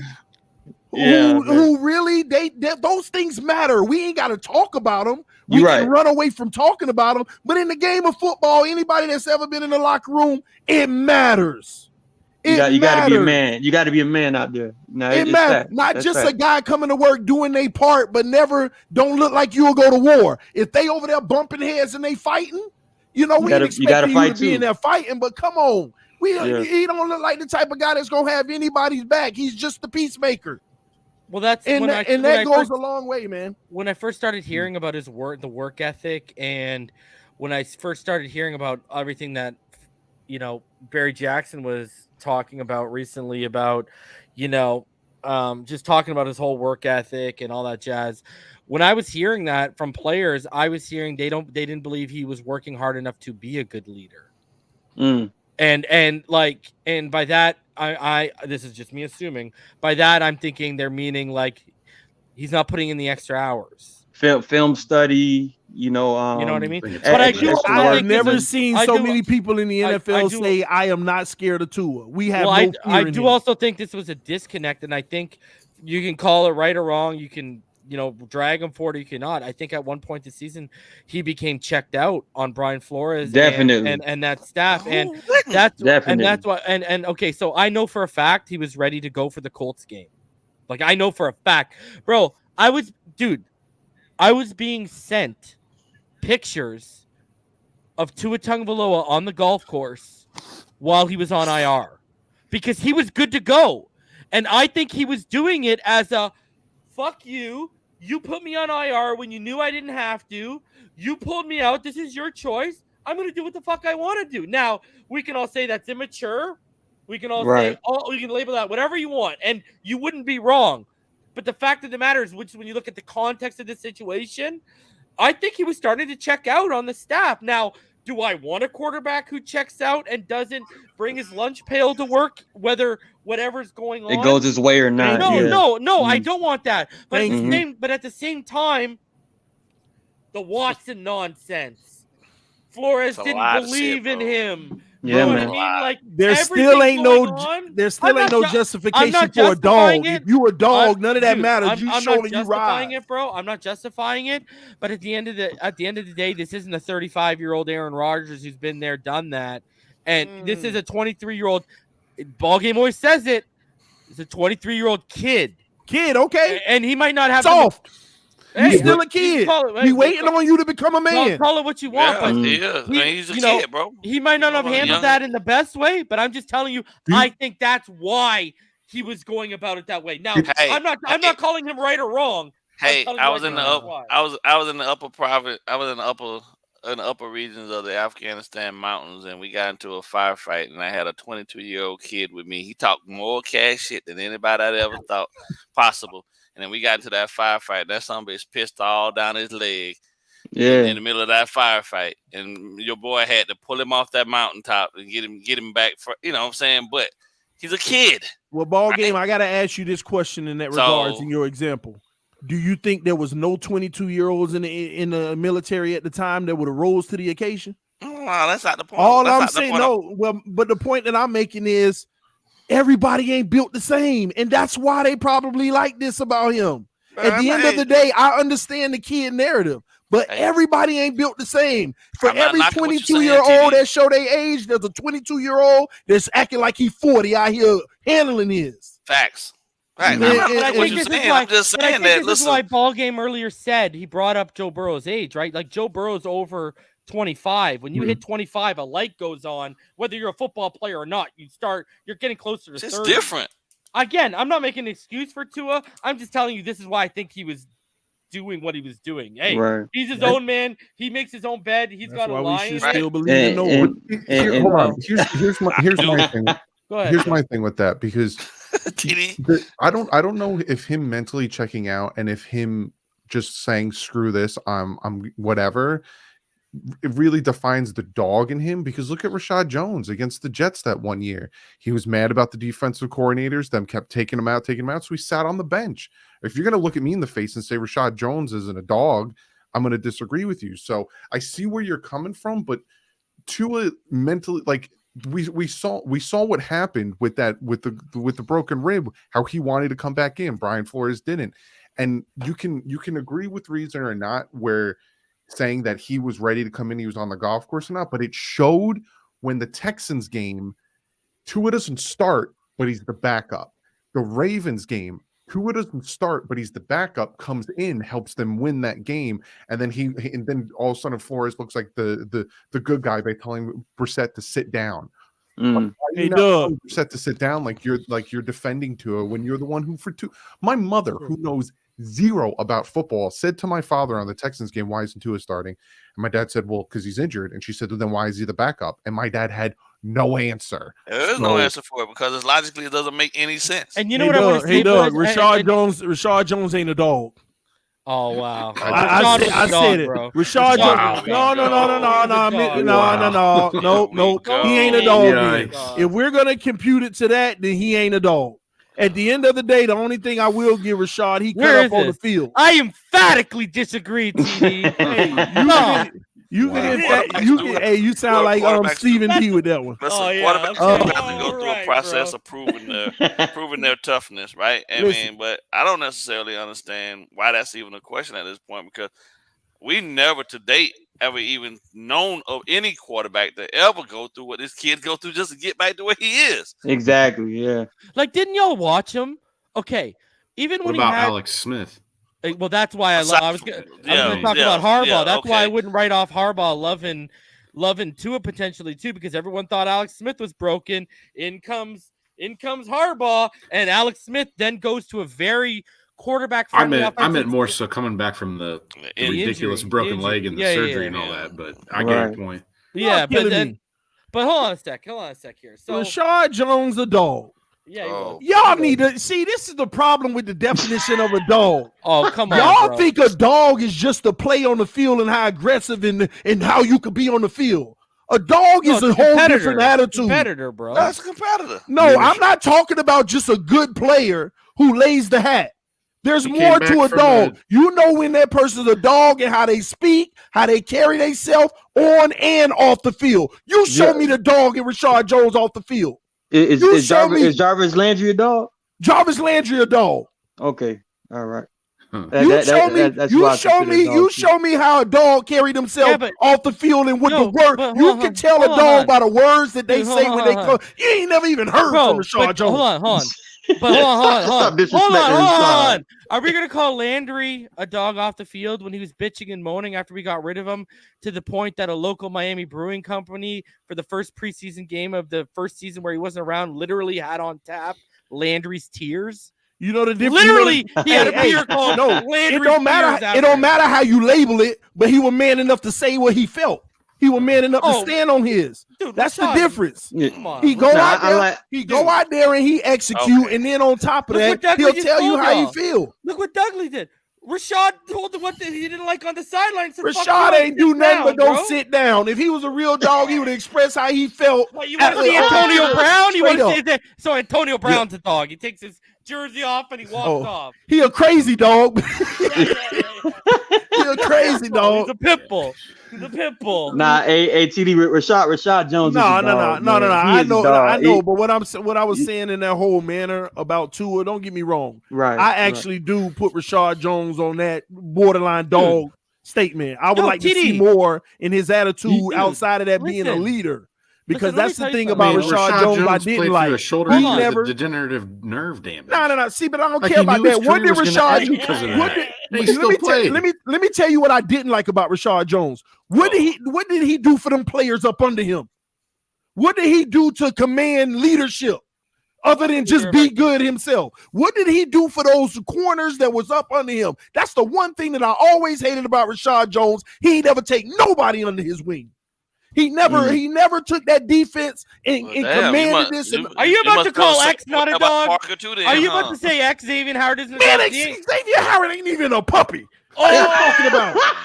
You feel the same way. Xavier Howard is a ball hawk that get interceptions. Once again, another player who ain't never take nobody under his wing and try to teach him. Or unless you want to unless you want to count Noah Igbenogany in the offseason, and you see that. His fault Noah Igbenogany ain't good, bro. Yeah, but I'm saying these guys don't have none of that mentality. Dogs. His name's David Howard, not Jesus Christ. He's not working miracles. Let me tell you what dogs do, Reason. Dogs take their teeth, they bite you in your neck and pull you along with them, and they make you dog. They'll make the people around you know them what dog. a real dog does, bro? He says, you ain't taking my spot. You ain't beating me from my spot. A real dog ain't worried about his spot getting taken. Bro, when you're closing down on 30 and you're DB in the NFL, a dog worried about his spot, different. Bro. That's different. That's why I don't compare. That's why. No. I agree with that. When you start politicking with the 30 years old and stuff, then really you just surviving. Matter of fact, your dog days are pretty much over at that point, though. I'm talking about these people, bro. We don't have dogs on this team. Didn't I tell you that? We don't have dogs on this team. I do think. Hold on, Jalen Waddle's a dog. Jalen's a dog. Holland's a dog. I like Jalen. Yeah, Jalen's a dog. Give Robert Hunt his props. That man is a dog, bro. That ain't enough though. When you got 22 starters. You know what I mean? Jalen Waddle is the dog. You need at least 13 or 14. Holland's a dog. Mac Hollins, but again, I want to see Mac Hollins. Javon. Yeah, not Mac Hollins. I'm sorry. I knew what you meant. Javon is a dog. Trust me, I knew who you meant. But Javon Holland, I gotta see him when he knows this defense is his. How does he carry that? That matters. See, I'm not just talking about being that dude on the field. It's a whole nother level when you're a dog. You're the ultimate leader that ain't nobody ain't even gonna dare bark at. I mean, you earn that right to be a dog. This ain't just it's not for real though. It's not just an elite player. Those aren't dogs. Everybody think your best players who just mean when they play are dogs. It matters in your leadership and how you carrying people, how you give total disregard for your enemy. Like it ain't no remorse. Dogs bite and don't have no remorse about it. This man really passionate about. Are you a dog owner, by the way? Is Josh Allen a dog? Don't even ask no question. Hey, TD, is the Buffalo Bills quarterback Josh Allen a dog to you? He a puppy. I can't stand that bum. I can't stand. Thomas says that. Austin Jackson, bro. You a dog. No, listen, man. I'm just saying, man. Out of the dog. Yeah, exactly. I'm just saying, man. These guys walk, talk, breathe, just straight business. At all times. Ain't that joking? Ain't that playing? Everybody around you better be perfect in their moment. So And you basically, demand that. Those are dogs. by definition, Okay. Jerome Baker's a kitty cat then. By Man, your definition, bro. Jerome Baker is an earthworm to me. I'm serious, bro. I'm serious. And that's my problem with Baker. Now, I like him out on the edge. That's where he's supposed to be. Yeah. Lord Jesus. But hopefully, let me tell you this. At least get us a middle linebacker that's a dog. Do you know what that would do to this defense? Yeah, Changes the whole complexion of how you play. Just one player can Right, change man. the whole complexion of this defense. If you get a dog in that middle linebacker position, man. oh my God. Denzel Perryman, man, just bring him. Dude, that's Why what I not? wanted last year, bro. And Flores Mhm. would have never got him because he's not a rounded back like that. He's a thumper, Mm. right? Yeah. All right, let's talk about the head. We haven't talked about head coaching here, so We need a dog. As a head coach. Head coach, okay. That too. Right, Oh, I right. agree. Well, Flores was a dog.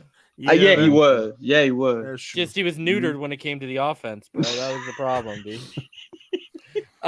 So who are you guys' favorite candidates in this? I mean, mine, if we're going experience, I love obviously Harbaugh. I like Caldwell. I like Dan Quinn. I don't want any more guys that ain't never been in the fire, man. If we're going brand new, I You want don't Mike want nobody McDaniel. ball game. That's the only guy I There it want. is. If we're going brand new, the only guy I'm okay with is Mike McDaniel. So where are you guys at? I don't like relationship hires as the only thing standing on their resume. Mm. That's my problem with Mike McDaniels. Now, don't get me wrong. I love the success in the run game, but he also was blessed with a plethora of great backs. Even when one of them got hurt in Breida, Draft them. the other ones, Drafted them, yeah. that go. Well, that, this year, that's- Elijah Mitchell and Trey Sermon, he drafted them. that goes a Right. long way. But that's one facet of this game. Just like Flores, one facet of this game. That's why, okay, Flores got fired. I didn't like it, but it ain't the end of the world if we can upgrade. But that's one facet of the game. I don't like Mike McDaniels. He don't have the experience. Short-lived career so far as a coach. Let's just be clear about that. Okay. Then he hasn't accomplished anything other than having a good running offense. I guess some people like that, right? And his time to rise is a factor that I don't like. How long it took you when you first came in the NFL? You're an assistant for so many years. Because he was an Then- alcoholic at one point. That's why. No, which is true. You know what? I Yeah. just learned about that, by the way, Right. yesterday. So it made me go back and reevaluate, but that's still a knock on him.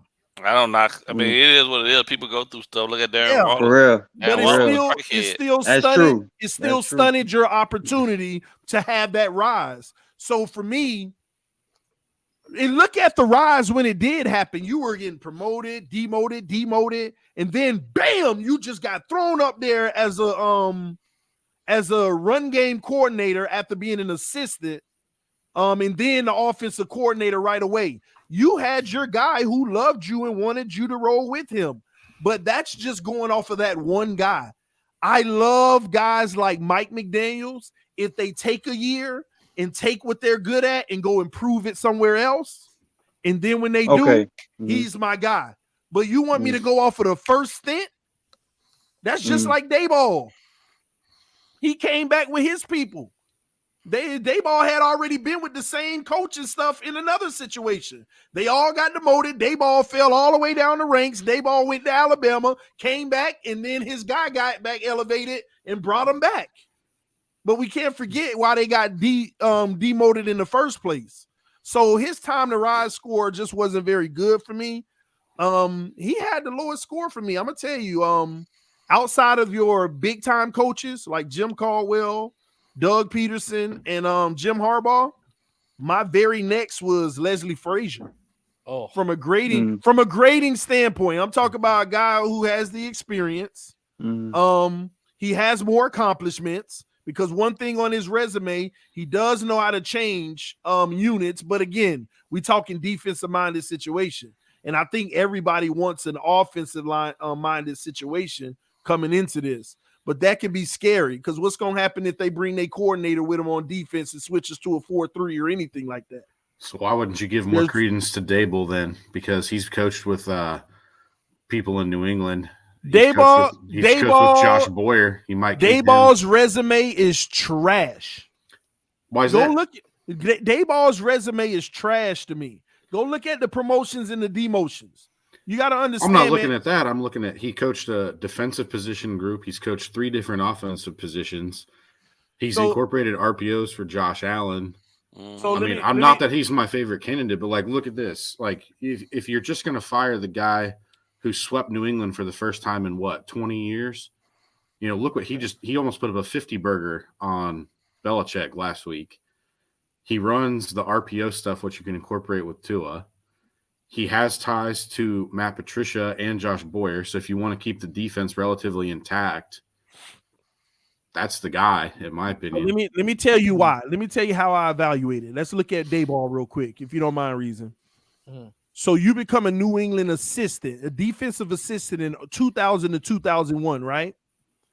Then you become a wide receivers coach, but you had to be a wide receiver coach for 5 years. Now, if you want to give Mike McDaniel some credit, do you see how he at least some of these guys jumped up quicker? But you got stuck at one position. Who else was on that staff, though?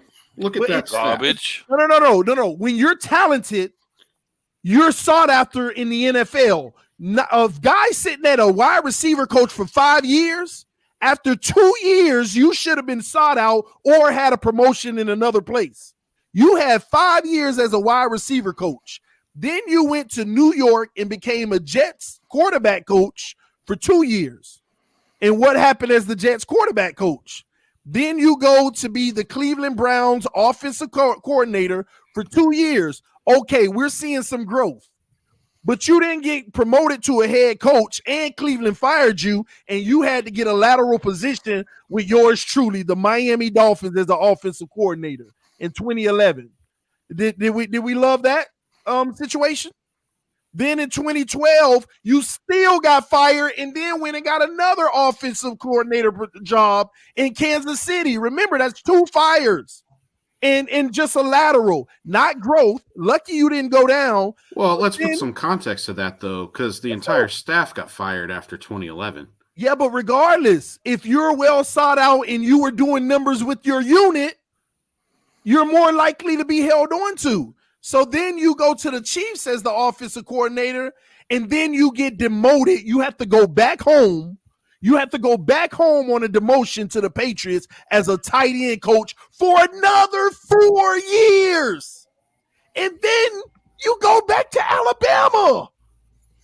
And then your guys who love you get back in rain in Buffalo and you get shot right back up. No, that's just a lot of wear and tear in the NFL holding down a job because you're not incompetent, but you're not moving numbers. You have nothing on your resume that was overly impressive that makes you highly coveted. But that completely glosses over the coaching situations and all those teams and what those rosters were like. But again, there's always bright spots that stand out in bad coaches. Everywhere he went, his running game was usually pretty decent. So you mean to tell me Dan Campbell gets an opportunity with a trash staff that was ahead of him? You see what I mean? But there's bright spots in a bad coaching staff, and those guys go on to do better things. This man is constantly lateraled or demoted, and his biggest demotions were even worse. At the end of the demotions actual demotions, or are they him going to a new place with a new job title? Like, put it like this. I mean, come on. Put it like this. Let's stick with Mike McDaniels. If Mike McDaniels gets released by the San Francisco 49ers today, would he not be a highly coveted offensive coordinator around the NFL? Would he not? And he's up for head coach. You should still be coveted, not going down.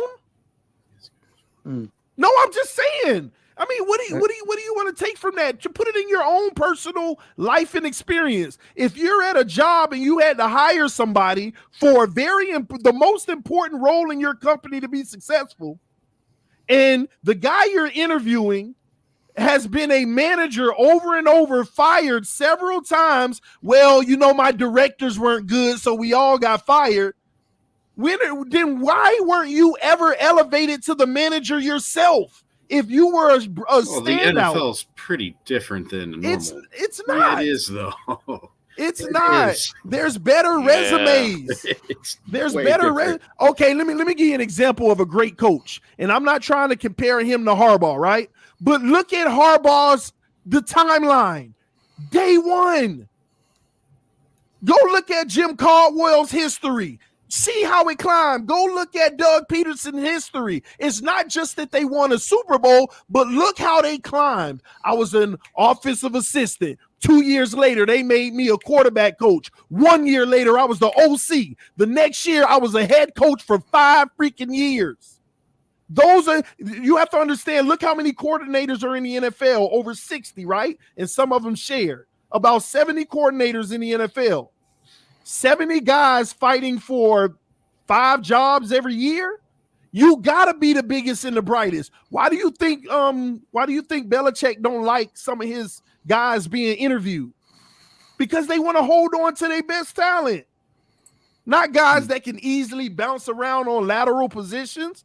Come on, man, you didn't prove anything. But he's let every single one of them. Go ahead, Kevin. Belichick let McDaniels go. He let Patricia go. He let Flores go. He didn't want these guys interviewed. The stories are out there about it. That may be true, but they all still left. Yeah, because at some point you got to let them go. The point I'm making is how many of these demotions of Brian Daboll were actually personal demotions, just him and not the entire staff? Like, parse through that, because it's not the case. It's not what you're saying it is. But that goes to the Mike McDaniels theory. I don't like hiring coaches that are coaches just from a relationship standpoint. His whole resume, anytime where he had any stability or any higher position, is only because it's his group of guys that brought him in. That's their staff. They're going to travel together. They're going to roll together. If that head coach get another job, I'm bringing my guys with me. But though that unit has failed. Yeah, but hold on a sec. But the whole, first of all, coaching, everyone is connected to a tree. Yeah. And second of all, he doesn't come from the Kyle Shanahan tree. He comes from the Mike Shanahan tree. Yeah. And that's the same, go look at Kevin. I know you can probably list them better than I can.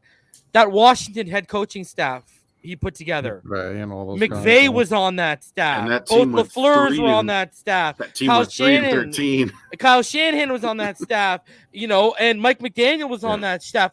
If you're going to hire based off a tree, that tree right now is actually more successful than Bill Belichick right now. What you're failing to realize about anybody's tree is that there are hundreds on it. And we talk about the 5 to the 7 people that were the bright. Yeah, because every tree has stars. Every tree has stars. But Mike McDaniel is considered a star, though. That's everybody, I agree, but everybody you just named were those stars. On a team that went 3-13. Hold on. But all those guys, guess what? They all needed a team to believe in them and give them their first shot. And Dan Quinn hired them all in Atlanta. Exactly, and he went to the Super Bowl with them leading the offense. But are you saying that none of those guys, when they were under the tree, and then they left Atlanta, said, "Fuck you, Dan. We're going with Kyle," and they went back to the Super Bowl with a whole new roster in San Francisco. But you're saying none of those guys that were under the tree didn't have success under it? Proved numbers under it? Not before Washington, no. I'm just saying before they got McVay was so everybody just got a shot to be a head coach without proving anything. McVay was like a graduate assistant at Miami, Ohio. That was his first coaching job. Yeah, McVay was a tight ends coach when they were under Shanahan at Washington. And how did he do as a tight ends coach? This is all I'm saying. You have to talk about were they a star? They didn't really have a good tight end. They haven't had a good tight end since that guy who had those head cases. Yeah, the head case guy. Oh, I like Jordan Reed though. Yeah, man. Jordan Reed, the head case. He had all the, but McVay was gone. What I'm saying is none of these guys just got a job because of the other person's name. They at least did something under that other person that was impressive. See, when we're talking about when you're under that tree. And you don't think what Daboll did last week was impressive? But it's kind of like, that's kind of like it. All we got is the Josh Allen we're leaving out a big portion. Dude, head coaching positions, it's kind of like the mob. You literally need to be in a family, which is a coaching tree, and you will get the opportunities through that family being successful. And I agree with that. But what I'm saying, in that family, you'll hire a guy as a wide receiver coach. They'll be the wide receiver coach for 1 or 2 years. Then you'll promote them to a offensive running game coach. That's not always the case, though. No. Go look at all of their resumes. All I'm saying to you is, when you look at Daboll, the man spent 5 years as a receiver coach and 4 years as a tight end coach. If you're a bright, up and coming, shining star like y'all revere Mike McDaniels, you don't spend that long at one position. You just don't. All right. So the problem was, hold on. Look at the age he started at. He was 20. Then, he was 22 when he came in the NFL, bro. Look at when he was. You're the not going to to make that guy an OC at 25, 28. Find me how many OCs are in the NFL that have been hired as an OC under the age of 30. Right. They don't exist. And then look at the receivers that Daboll had in New England. He had David Patton, who came out of nowhere. They won 2 Super Bowls with him. He had Troy Brown, who was undrafted guy. Like, I love Troy Brown, man. Like, look at what he did with what he had. Like, the resume speaks for itself. Bro, hold on a sec. Kevin, look at what Mike McDaniel. Can we all agree? Yeah. Deebo Samuel is now creeping into top 10 discussion, and it's because of this year he had when he was healthy under Mike McDaniel. Mike McDaniel was using. Listen, okay, LaFleur's been around with Shanahan for how long? Forever, right? Right. He let LaFleur go with Saleh last year. Teams were trying to interview Mike McDaniel. Shanahan said, no, and blocked them all. Said, you can take – it's exactly what Belichick does. What did Belichick do to Flores? You can take Chad O'Shea. It's the same thing Dallas doing with Kellen Moore. Yeah, but Kellen Moore's not anyways, we'll get into that. I'm just saying that's what they're doing. But look at what Belichick did. With Flores, he's like, okay, you can go and you can take Chad O'Shea, but you can't take a Josh McDaniels or someone that matters to me. It's the same thing with Shanahan. Shanahan's saying, okay, you can take my OC. He can go with you. I don't care. But you're not taking my guy who's next up as an OC, because what happened? He got promoted at 37 as an OC, which Kevin will agree is 37 not very young to be an OC in the NFL? I'm not knocking Mike. I'm not knocking Mike McDaniels because of his quick rise. His age is what's holding him back, and the alcoholism. And I'm not knocking him. I just said he was lowest based off of my categories. But I'm sorry, you got to tell me, what has Brian Daboll accomplished? The Bills are second and in even points Buffalo Bills, fans. You can take Daboll. Right, he ain't the one that's really doing it. He's not the one. Their offense was second in points scored in 2020. They were third in the league this year. How many other coaches do you know that has put up 47 points on a Belichick defense? Like, come on. Very difficult to do. But you're automatically attributing that to Daboll. Do you not hear? Do you not know? Do you not know? Do y'all know there's other people that is influencing that offense off the field? I've heard. Right, I understand. I've heard Josh Allen calling the plays. I'm throwing this context to you guys' argument. I've heard Josh Allen is Jordan Palmer and Ken Dorsey. Everybody, I'm talking to Buffalo Bills analysts, and they're saying, "Oh, you could take Daboll, just not Palmer." You know how I feel about Daboll. I got a bad feeling in my gut he's going to flame out. I don't know what is. I've got a feeling he might flame out. But here's my problem. I don't have that with McDaniels. Look at Josh Allen. We need their offensive coordinator. Then let's bring back Adam Gates. Look at what he was with Peyton Manning. That's all I'm saying. But if you go back, take the Josh Allen 3 years, which the first year he was trash. Take the 3 years out, right? 2 years. Second year. Yeah, the first 2 years he was trash. Yeah. Take the Buffalo era out. This man ain't prove a single thing. He ain't prove nothing. I like that 2018 Alabama offense. You know, and he was right about starting two over Jalen Hurts. We're talking about a collegiate level. I do give Daboll props. He had the balls to step up to Nick Saban and say, yo, Tua's got to be the starter. He had a good dog. And he left. Yeah. He showed the dog in him, bro. Like, I'm not saying Daboll's my favorite candidate because he's not. I'm just saying I think there's a lot of – Kevin? Well, I'm looking for the evidence of being feeling really good about him. I just don't – but I'm still waiting to hear it other than Josh Allen. Other than the 1 year. TD, Kevin, this is what's the problem at the root of the heart of whether it's Daboll, Mike McDaniel, all of these first guys. They're all like prospects. They're all a projection. We literally do not know. Now, we can have our gut feelings, and our gut feelings can end up being right 110%. Because I got a gut feeling about Dayball that I've told you, TD. I don't think he's going to work out. I don't know what it is.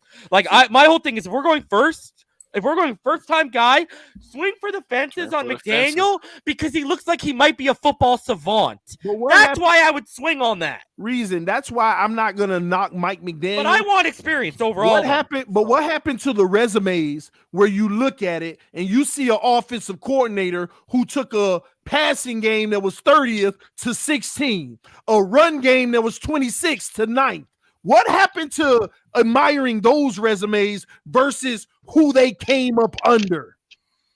I just told you the Bills were second and third in the league in points scored the past 2 years. I already said the man got freaking impressive. 20 years in the NFL, and all we point to is 1 year. All we point to is 1 year. Can I say my number? You go, and then I actually want to hear Kevin and Dougley and BallGame and you, Martin, who you guys want. Yeah, I'm big on I know they're saying they're trying to Dougley, play hop it down. in whenever you want, bro. You don't like. I know I got the baby sleeping next to me. Let TD have it, bro. Don't let him get away with it. The number one guy I want to get is Jim Harbaugh, and I'm just saying everywhere this guy goes, you don't want Harbaugh? Wow, that's my guy. I want. Okay. No, I want Caldwell, man. I want proven experience. Caldwell. The reason why I brought up Jim Harbaugh over Caldwell, because I want Caldwell's my close number 2, right? Harbaugh, everywhere he's gone, bro. San Diego, Stanford, the 49ers, Michigan. Everywhere he goes, something happens. It's just the eye test. We always say the eye test. Everywhere he goes, everything he touches, it just gets better. And as much as we want to, talk about like football families like the Mannings and things like that, I think we have to give the Harbaughs their just due as well, man. These guys know what they're doing, and Jim is not too far off as far as being called the best of all of them, And I love what John's done with Baltimore, but Baltimore has been that way even before he got there. But Jim, everywhere he's gone, I keep saying, everything he touches turns into gold. And I would just love to see if he can make that happen in this type of environment with the Miami Dolphins being so, up and down as far as the franchise is concerned. I want to see if he can really pull that off. But he's my number one guy. Yeah, but he took him 6 years to beat Ohio State, bro. And I gotta add on for Kevin. Daboll had Reggie Bush as a 1,000-yard rusher and Brandon Marshall as a 1,200-yard receiver with Chad Henne and Matt Moore. I believe that's pretty impressive. That's pretty deal. Impressive. Okay, but I agree. I don't. I believe that's the only time in Dolphins history they've had that. Okay, my thing with Daboll is this: if we're going off what people are selling as make him a head coaching candidate, I said you guys backstage, then Pep Hamilton's more qualified than him right now. Yeah. Like, let's look at what he did with the Colts. Look what he did with Andrew Luck at Stanford. Look at what he did with Justin Herbert in his first year. Look at what he did with Davis Mills this year.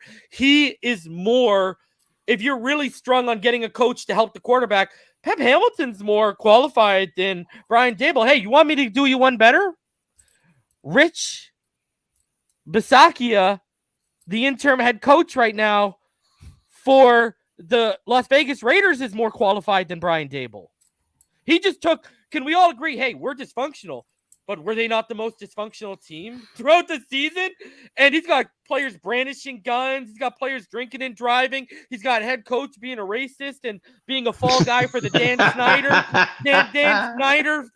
little that Nate Hobbs guy got arrested again today. Yeah, and this guy takes really? And yeah.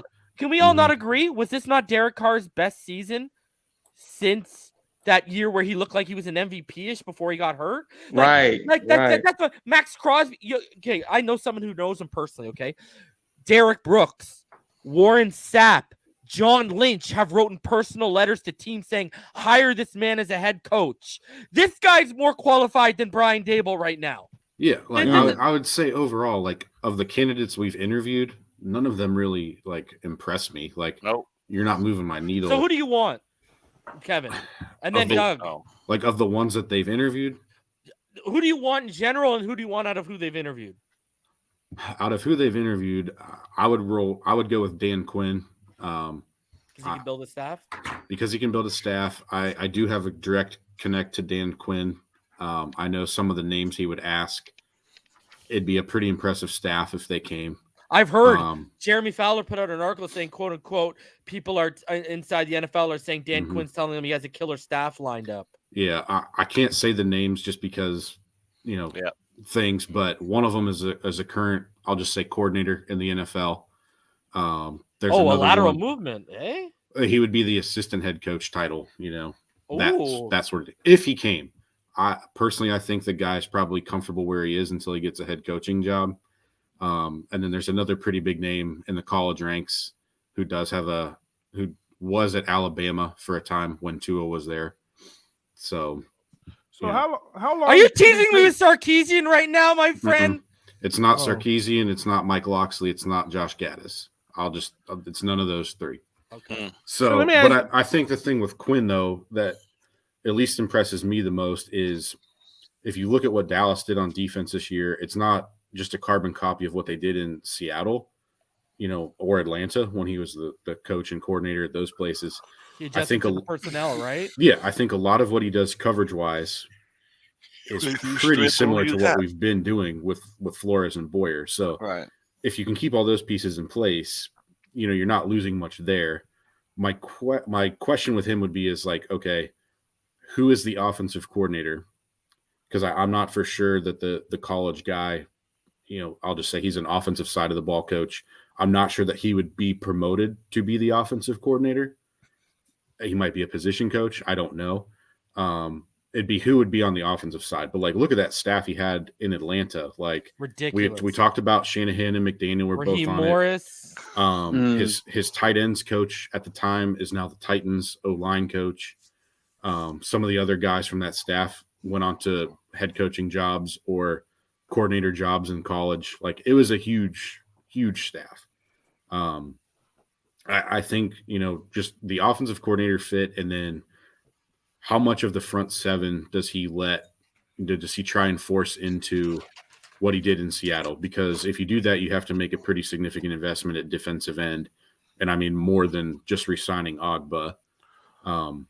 So that part I would question, but I think he changed up enough to where you're probably keeping the defense at least on par with where it was.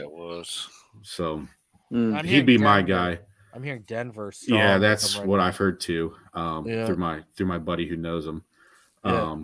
If I had a dream candidate, it'd be Harbaugh, but I know that's never happening. I'm 99% sure Peterson and Caldwell aren't happening. Yeah. Which is crazy because I heard Marino was pushing for Peterson privately. Yeah, I'm sure he was, but I don't know. I guess I don't really have a favorite candidate. Harbaugh would be the guy. What do you think of Mike McDaniel? My underdog candidate, I don't think he'd ever leave college football, would be David Shaw at Stanford. Oh. So what do you think about Mike McDaniel? I want to pick your brain just quickly. What do you think about him? I would put it to you this way: he'd probably be 1B if there wasn't hey, Tua has to be the guy. If that wasn't the case and he could bring in his own quarterback, I'd probably put him at 1B. Dan Quinn being 1A. It's all about situations. Has this situation been perfect for Tua? No. And now you're going to try and throw McDaniel into it. If I were him, I would at least guarantee something in the contract where it says if we don't finish above, X record, I get to move. I want my own guy. Right. Yeah. Doug, where are you sitting with the coaching search? Who do you want? I want someone who's been there. BallGame said, I don't want a first-time head coach. We've done that so many times and it hasn't worked out. So I want someone who's been there, and Doug Peterson is probably at top. Jim Harbaugh is the top of my list, and the fact that Stephen Ross isn't doing a full court press to try to bring him in, but there's the rumors out there that he'll take the Raiders job and stuff. It just pisses me off more than anything that it makes it seem like he cares more about Michigan than he does his own Miami Dolphins. So since Harbaugh's kind of not an option right now because he's my number one, it'd be Doug Peterson. Dan Quinn under him, and I like Dan Quinn, But that Super Bowl, it just The loss, yeah. 23. I'm like, Yeah. do I want Dan Quinn? But he's been there, and I want these guys who have been there, regardless if they won or lost, because with Dan Quinn, he can learn from his mistakes. That's the biggest thing too. But with these young guys, I talked about this in a video I made, I think, a few days ago. With these young guys that are coming in, like Mike McDaniel, right? Say we do go after Mike McDaniel, bring him in. A lot of it has to do with who they bring and who they build around them. Because if you look at McVay and you look at LaFleur and McDermott, guys who worked with McDaniel, they had veteran DCs and OCs around them to help them, especially with those first years that they started, and it really did help them start to become successful.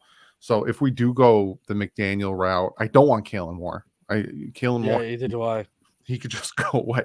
I don't want, looking at the guys that we brought in for interviews, I don't know what Greer and Ross are thinking. They better have Harbaugh in the back pocket, is what I keep saying when I look at the list, bro. Because Dable makes sense. Leslie Frazier, no, please, for the love of God. Mike McDaniel makes sense. Dan Quinn makes Vance Joseph. No, I was told the reason why, because do y'all know that we brought in more candidates than any other team? Yeah, we just don't have to announce them, right? I thought Denver had 10. No, we up there, bro, and because some of them we haven't announced. Well, then that makes sense. I was told that they are also getting information out of these. A lot of the pre-work and stuff is, what is your evaluation of Tua? How could you help him improve? And what would you do to stop him? All of that valuable information so that they can get an evaluation from all the minds in football. That's the one thing that when that came out, I absolutely hate it. Regardless if you think Tua is the next best thing and can develop, or if you think it's time to move on, it was the dumbest thing for the Miami Dolphins to come out and put that stipulation and put that asterisk on their coaching search that you have to work with Tua. They shouldn't have said that at all. Well, they didn't say that. They pretty much said that. They said if we move on with Tua, you'd be willing to work with them. And then they switched it later in the week. They said that first, and then I thought the reports were saying one thing, but then the action has to develop Tua, which is cutting their candidates down drastically, and it pissed me off. Why though? Why, dude? I've heard since last summer that Greer is stubborn with all of his draft picks. He thinks they're going to work out. And Ross, listen, when I was told about the whole player like work ethic and players don't like Tua, another tidbit I was given, and you guys will never believe this, and it's actually in my Patreon, is I was told the cachet for Tua in Ross's office, the win number was 5. And this was right before we went on our 7-game win streak. Wait, what was that? I was told for Tua to gain some cachet in Ross's office was 5 wins. Oh my gosh. And we won 7. And what I think it was the November that he had. I think Ross looked at the November Tua had. The national media was talking about us and talking positively about the Dolphins quarterback position for the first time in how long, because of that month of November where he was in top 5 in all those big statistical categories and entered the top 15 and top 10 in QBR or whatever the case it was. Everyone was gushing over. And I think Greer saw, my draft pick can work out. And Ross saw, I was right. Because remember, he loved Tua just as much as he loved Lamar Jackson during the draft process. Like, I was told at the Iron Bowl in 2020, Stephen Ross and Chris Greer were on the field with Tua, and they told him directly, like, we are going to draft you. Well, we know where the problem is. And I was told that by multiple people, not even one person. I heard that from like 3 people about the Iron Bowl thing. And I was like, wow. And then it all made sense. Then when I did my digging and I found out, TD, you remember the Combine interview with Tua? When a family source went to Safid Din and he wrote the article that a family source said they got the impression that the Dolphins didn't want him and Brian Flores was cold. Bro, I know for a fact that was Gallu. And I know Gallu walked out of that meeting and he made 2 phone calls. First one was to Safid Din saying, what the fuck was that? Second one was to Stephen Ross directly and said, what the hell just went down? And that's based off the fact that Stephen Ross had already sold them. If he declares, we're drafting him. So Gallo had already earned the cachet if he could call this guy directly and say, what the hell just went on there? That's some bad business, man. And I heard Flores, one of the sticking points of why Flores was not a Tua fan was he did not like his family's involvement in his career, and he did not like Gallo. And it goes back to what I've heard. When I started digging about Jim Caldwell, when I started to talk to people in the know, I kept hearing the whole alpha on alpha thing. Tua, I've always been told that Flores has a little bit of an insecurity issue that, that's why if you look around his staff, he has a lot of first timers on his staff. If you look at his players, a lot of the vets are standoffish with them, other than the ones he hand chose, like Byron Jones and his teacher pet like Jerome Baker. But he was easier to get along with for the rookies because, from what I heard, they had figured out the business. They hadn't figured out the business yet, and it was all yes or no, sir, because he had their NFL careers by the fucking short and curls, right? Like, you gotta fall in line when you're a rookie. Like, he just had an issue with other alphas. And that's why Gallo rubbed him the wrong way, too. And Gallo is a strong Samoan father, and they were just, but and that's another thing I've heard is appealing about Dayball. Dayball loves to his family. To his family loves Dayball. So, like I said, I don't agree with it. There's 52 other players on a roster. Your head coaching coach should not be around one guy, unless we're talking like freaking Aaron Rodgers here, or Deshaun Watson if we were the Texans. That's the only issue I would have, is that if they are making a decision based off of one guy, man, that's a concern. Yeah, that's a concern, dude. You know what? You know why? You know what? It's a concern, TD, because what if they're doing it just because they don't want to be wrong? Yeah. That's even a bigger concern. Well, yeah, that's what I said. Just to prove wrong, and that leads me to believe that they did have a spat with Brian Flores on a who do you think verbal, and it's like, well, we're gonna have to prove this situation wrong, because that's what justified us releasing him. But let me ask y'all this question: if a new coach comes into the league as an assistant or whatever, right? How many years, if they're aspiring to be a head coach, how many years should they be trying before they get that opportunity, before you should be concerned? A new coach, about 7 years. No. First day in, because even Dan Quinn took a long 15 years to become a head coach. Look at Richie. Richie's been under Gruden. He's been under all these big names. But Tony, tell me, how many do you think you should start being concerned about that coach? I got to know the context. About it depends on the situation. Some of it's about a break. Like, look at perfect example. Let's go back to Richie, the interim head coach. Bro, this guy's had like Warren Sapp, John Lynch, Derek, like legitimate Hall of fucking Famers, write letters to teams and say this guy needs to be a head coach. Richie, who? The interim head Rich coach Bisaccia. right now for the interim head coach right now for the Raiders that took them to the playoffs. That guy has been. Dude, Hall of Fame players have been vying for him to get a spot, and teams just haven't given them a break, to the point where when he started getting to a certain age, his agent was saying, you got to go back to college and get a head coaching job in college, because it's not going to happen right now in the NFL. And it was never about whether he was a good head coach or what. He just was never getting the break. The right guy was never put into place for him to move up. Right? Like, he was put in place to be the successor when Gruden left Vegas. When did he come into the NFL? Oh man, a while ago, bro. You talking about the Buccaneers from 2002? If they know him, that means he's been there for a while. A while ago, bro. Yeah. 02?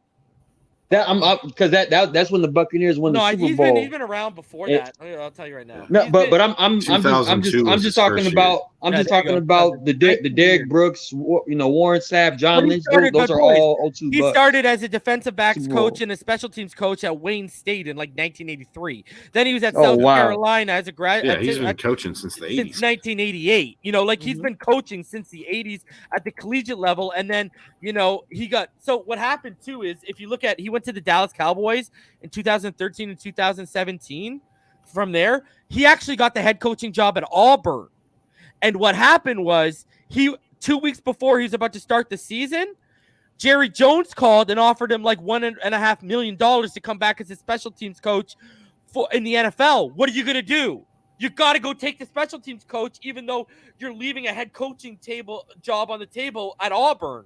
Right? Like, and if he would have stayed at Auburn and got the head coaching success under his belt, he could have got a head coaching look. But the money, and the opportunity to go work for Jerry Jones, he had to go take that. So, just look at how many years Belichick was under Bill Parcells.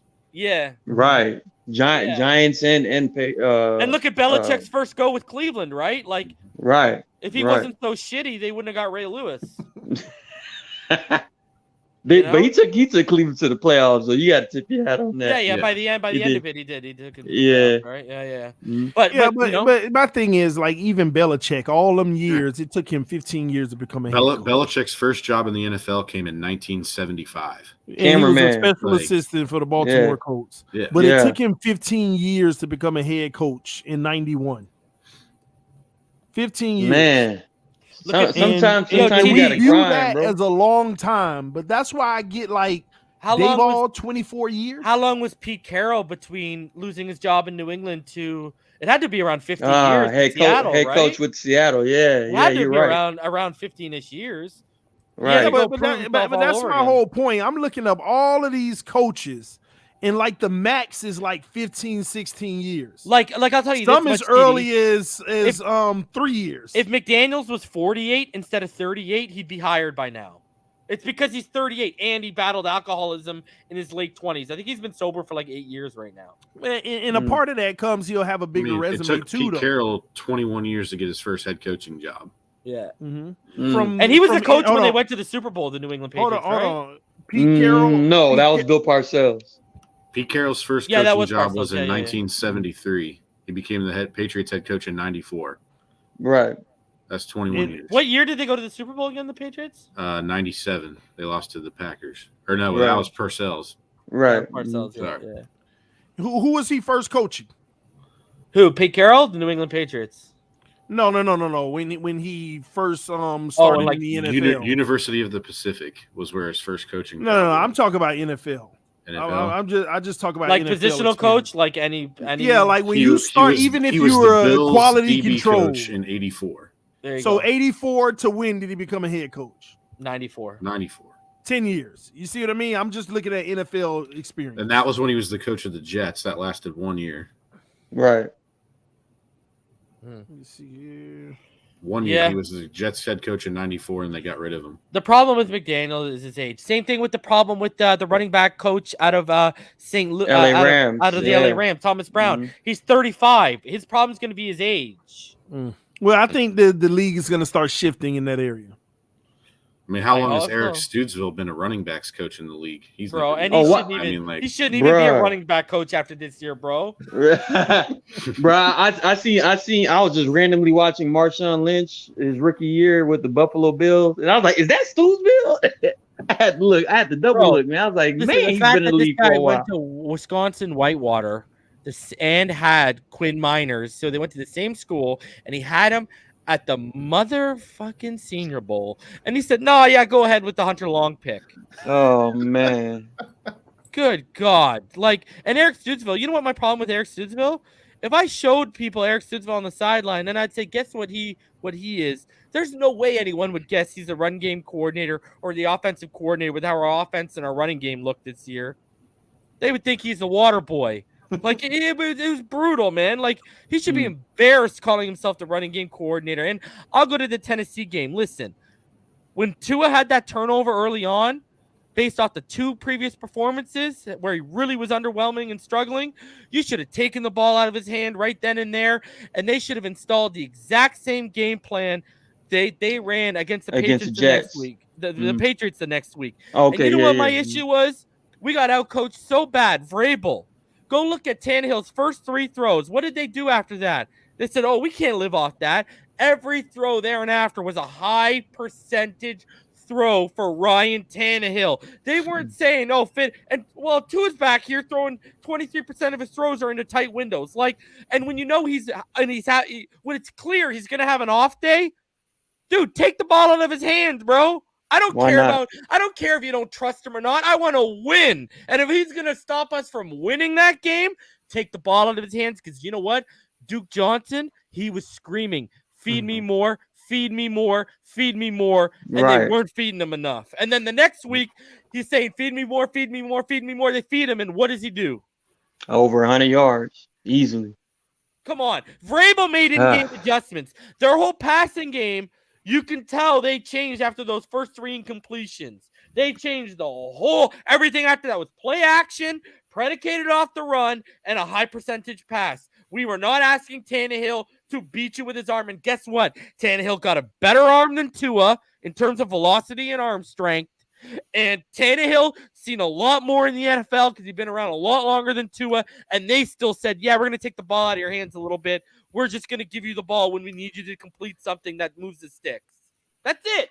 We got our coach. Because your fucking job as an offensive coordinator, as a head coach, even if it's Deshaun Watson, your job is to make the game as easy as possible for Deshaun Watson. Sure. Not to make it harder for him. And I'm not making an excuse for Tua. We had seen Tua the previous 2 weeks. We had seen how underwhelming he looked. In that first quarter, I'm sure if we were all in the same room watching the game, we would have looked at each other after that first fumble, and we would have said, it's going to be another one of those days where it ain't Tua's days. And if we could all realize that, why the hell aren't you taking the ball out of his hands? Don't let him, if you know he can cost you a game, don't let him cost you the game. Let them stop your run game. Let them beat your offensive line. Let them beat your defense. Don't let Tua lose the game for you when you know he's going to have an off day. And to me, that was poor coaching. And it goes back to the Atlanta game. Hey, listen, 2 terrible interceptions. I get it. He had an incredible fourth quarter. He left the field with the lead. Bad coaching. We dropped into zone. Kyle Pitts ate us up. The week before that, our elite defense, Trevor Lawrence looked like a number 1 pick in the NFL for the first time and one of the few times all season against our defense. And Brian Flores got to walk around realizing that we missed out on the playoffs by 1 game. And that 1 game could be attributed to the fact he got out-coached in the final 4 minutes by Urban fucking Meyer. Urban Meyer, bro. And so Tua's got blame. Flores has got blame. There's blame to go all around. And the coaching staff, as bad as Tua was at certain points, the coaching staff was just as bad. You gave him the tight end. I mean, you gave him the timeout. The dude said in his press conference, hey, they called a timeout. We were surprised. We just ran a play that we had been working on all week. It's bad coaching when you don't coach your kids up or you keep your players up. Don't touch the dude. Let him catch it. Who gives a shit? It doesn't matter. It's only 5 seconds. Just don't touch him. And now just don't let him score.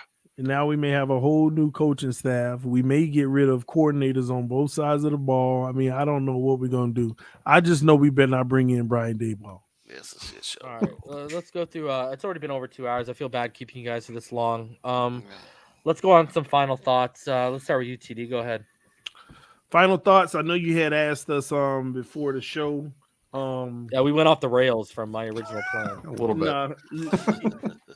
Now I just give you you had said like who was most you were most disappointed. Yeah, who was your biggest disappointment and who was your biggest pleasant surprise player? I have shared disappointment this season. Tua Tagovailoa and Brian Flores. Brian Flores let us down in those first 8 games. That was solely him. That's his responsibility, and I believe that was a fireable offense, regardless of the rally. Even though I still wouldn't have fired him, but he let us down big time in those first 8 games. That is his responsibility. And Tua Tagovailoa, man, again, whether he grew a little or digressed or whatever, he didn't make a jump that we would have been proud of, I would say. And my biggest surprise this year was Waddle.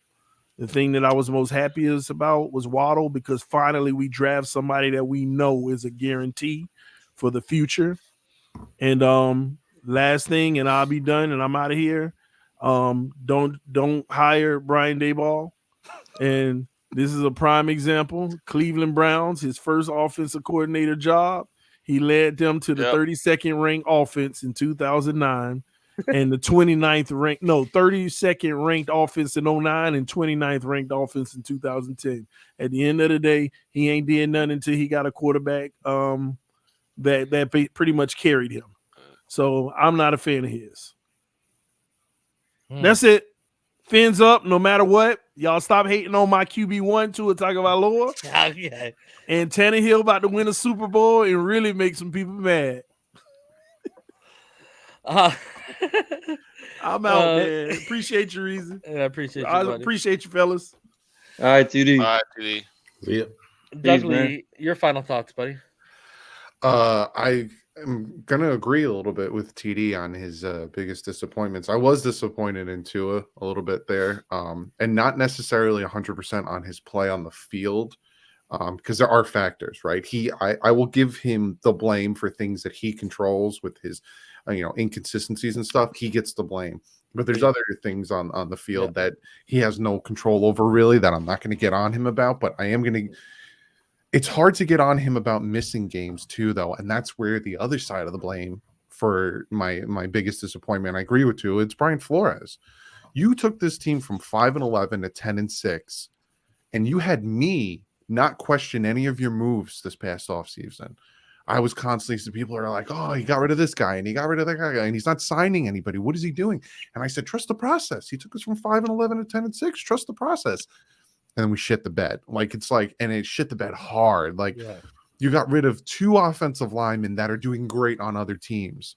One of them you're paying to play on Washington. You got rid of Kyle Van Noy because he kept talking back to you, and you paying him to play for the opponent in your division. Just dumb moves. And then you wait until the Buffalo Bills game after losing 6 straight to go revert back to your defensive calling from last year to all of a sudden now that's where I was like, he needs to be. I think this is the time. I thought after the Falcons game he was going to get fired. I'm surprised they let him lose to the Bills again. So he's a big disappointment. And 2, just because I thought he would have been more consistent getting another year under his belt in an offense he was comfortable with.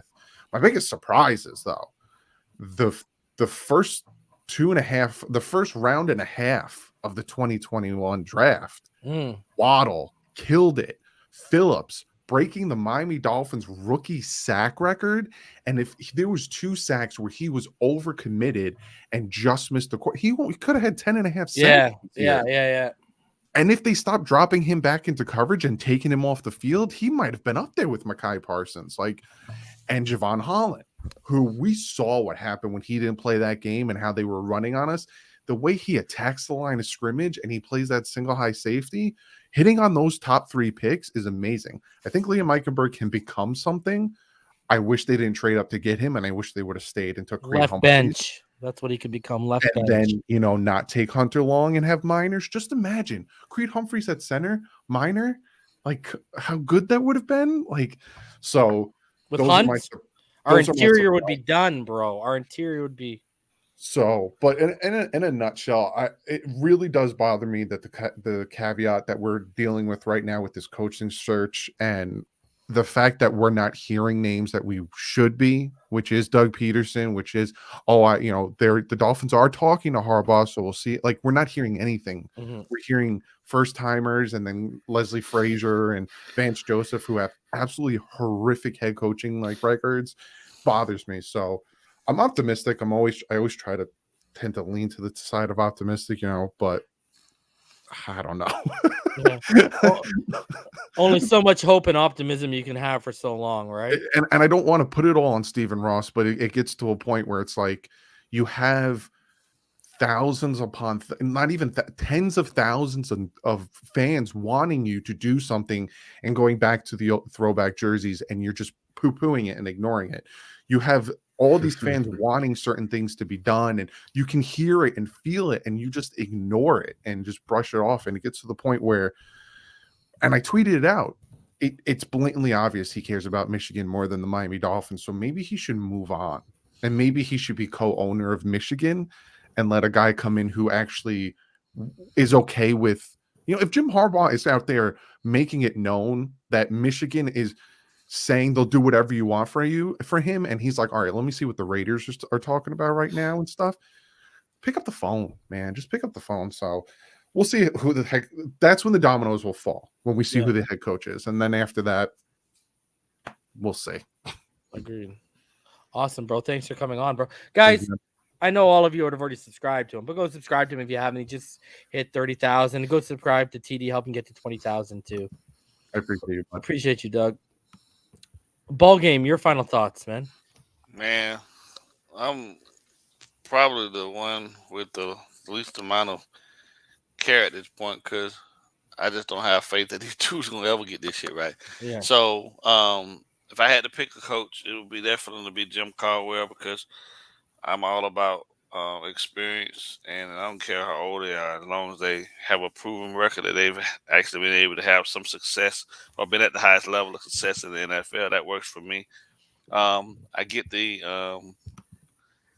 well, he's my top choice. Second guy for me would be Dan Quinn, just because I believe that he can build a staff. You know what I'm saying, to help him be successful. I don't like the young guys. I'll be honest with you. You gotta have proven it for me at this point. You know, that's watching this team since '79, bro. I'm done with experiments, right? And you know, this is a young team that needs veteran leadership at all the levels, coaching included. Because it's the teams that are playing tomorrow and Sunday are well coached teams. The fundamentals of the game, you can see those executed week in and week out. Those teams are being coached. You know what I'm saying? Not just learning on the fly on the field, and that's what we got right now. The product we have for the last 2 years. I heard Dudley talking about 5-11 to 10-6. Well, I keep saying over and over again, they fucking overachieved, bro. And it proves it's proven over and over again that they don't. The Dolphins, I don't know, man. They just keep missing it. You know, they just keep missing. It's like we got the bread and you got the jam, but no, you know, with no peanut butter. You know what I mean? And that's just always been the story with this franchise. I think for me, I waited on him for 3 years, so Christian Wilkins showed up and gave me pretty much everything that I thought I was supposed to get out of him from when he was selected. I mean, the new toys are always amazing, but they're still kids to me. And they're going to hit the wall for them will happen in the second season to some degree. Every rookie, every second year player goes through it. Now I need to see what they push through for that. But Wilkins been through that. He's proven now. He's a guy that I thought he would be coming out of Clemson. So he was a guy for me. The underwhelming piece for me was the lack of any veteran leadership in the wide receiver core, man. And Waddle had to just go out there and basically just carry this. Him and Tua carry this thing on their shoulders, and I just think that's the most sad situation ever for kids coming into the league. You're supposed to be given an opportunity to figure things out, not just get thrown to the wolves and then have all this turmoil that we had, man. It's the most dysfunction I've ever seen.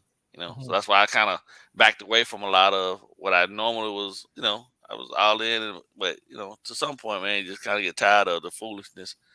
And you just have to ask yourself, like, am I the crazy one, or are they really doing this, and I'm just not really registering it? You know what I mean? It's You're not crazy, BallGame. We saw exactly what you saw. You know what I mean? Like, good Lord. So no matter how much we break down, and if they just tuned in and watched us, you know what I'm saying, and really took really took bits and pieces of each and every person that's been up here tonight, the things that are positive in nature, and applied those moving forward.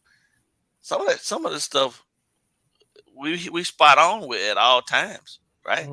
But I think they get. I say it again, man. The ego of a coach in the NFL, head coach in particular, is something to contend with. But it's even worse when you're dealing with the dude that's, you know what I'm saying, that's in charge right above him and the owner of the team. And I think Ross, for me, is a problem. He's always going to be a problem as long as he's in charge and he owns the team, just because he's trying to run this thing. But the problem is he has a succession plan in place. So even if that's leaves, gonna suck too, we're gonna get the same thing. Same thing. The next guy in line is one of his CEOs of his business. What do you think we're gonna get? You know. So yeah. Martin, your final thoughts, buddy? Yeah, man. The most disappointing aspect of this season was coaching offensively was very underwhelming, and the lack of a run game, which includes the offensive line and running backs. Notice how Martin didn't say offensive line because we all expected it. Anyways, the lack of the run game was so key, because I knew we needed a a successful running game for Tua to mature, for him to kind of find his footing as far as a floor, like a floor for what Tua can be as a solid quarterback. I knew he needed a solid run game, and for us not to produce that for him was so disappointing throughout the year, because that could have helped us in a lot of situations early on in the year, but it just didn't happen for us. But the biggest surprise, this is going to be a double negative. Jason Sanders, what the hell happened to the clutch kicker that we saw? Bro, people out here on Twitter are strictly putting it on the holder. Yeah. Nah, well, Pilardi does have something to do with it, but Sanders still has to come through in a lot of moments. Even the missed field goal that just before halftime against the Jets, I was like, yeah, he's not the same guy Mentally, this year. He wasn't there. His confidence got killed this year, and he mentally and maybe it was the extension. Maybe more pressure was put on him. You know what I mean? But that was a surprise as far as my disappointment. And I didn't expect Jason Sanders to, kick his way out off a cliff. You can say it. Yeah. Because he even like the Falcons game, people keep putting it on Tua, right? And clearly, the mistakes were the mistakes. But Sanders missed a field goal earlier in that game that was pretty much, a chip shot that he normally makes, and it just goes to show, man. Like, every single year is a new year, and you got to come with your A game. And in Sanders' case, it didn't happen, and I was unpleasantly surprised that situation. But and Dudley mentioned the good pleasant surprise, that 2021 class, more specifically Javon Holland. I was all over Holland when it came to, damn, we wasted the pick. We should have got Tevin Jenkins as a blind side, for Tua. But man, this kid, when it's all said and done within the next year, same time around this time, we might be saying this is the best safety in the NFL. He's on the trajectory to be a top 5 safety in the NFL. Yeah, it's pleasant surprise. But that's why I hope the new staff uses them and utilizes them. They will. They have to, as we just did. They have to. Kevin Dern, my friend. Everyone in the comments is saying, "Where is his channel? Where's his channel?" Kevin is on DolphinsTalk.com. Yeah. He has a podcast called Dolphins Talk Weekly, and you can find that on all major streaming platforms. You just got to look under Dolphins Talk. I mean, I'm under Dolphins Talk too with BallGame and Richmond Webb. Plug your show, Kevin, but also give me your final thoughts. Give me who your biggest disappointment was this year and your biggest surprise. And I honestly can't wait to get backstage with you because it's always a good conversation. So, sure. Go ahead. So, well, again, thanks for having me on tonight. It was great always chatting with everybody. Bro. Nice to meet you, Martin, and good to talk to you again, BallGame. So I don't have a YouTube channel.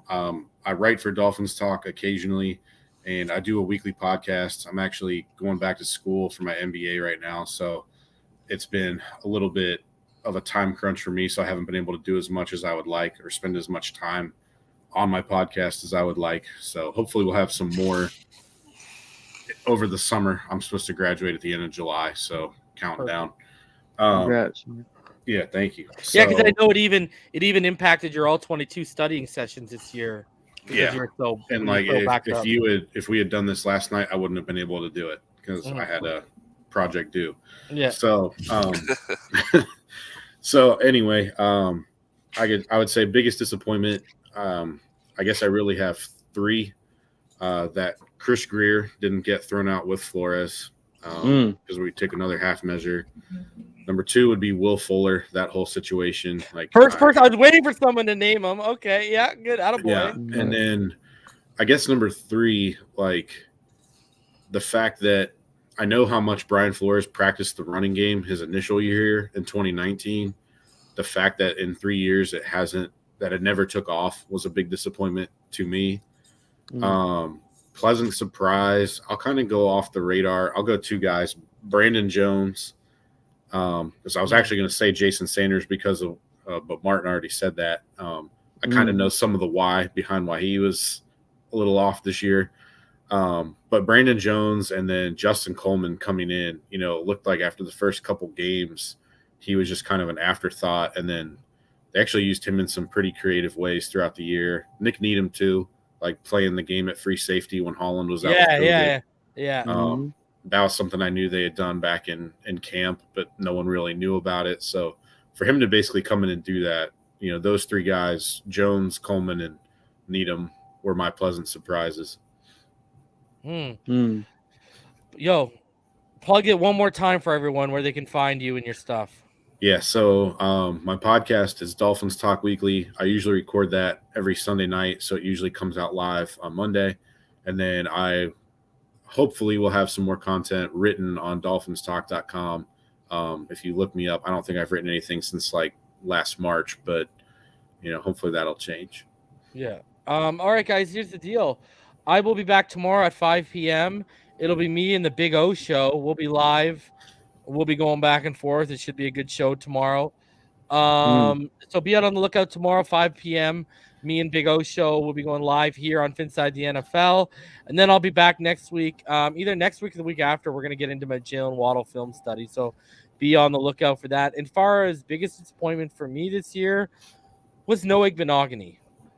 And I really thought we were going to get some production, especially after what we saw in the offseason. And it ended up being he just looked good in a pair of shades. You know what I mean? So wow, that him and Will Fuller to me would be the biggest disappointments of this year for me. And then my biggest pleasant surprise was Christian Wilkins. I mean, the guy, we all wanted him. It's rare that you want a player to take a leap, and he actually does.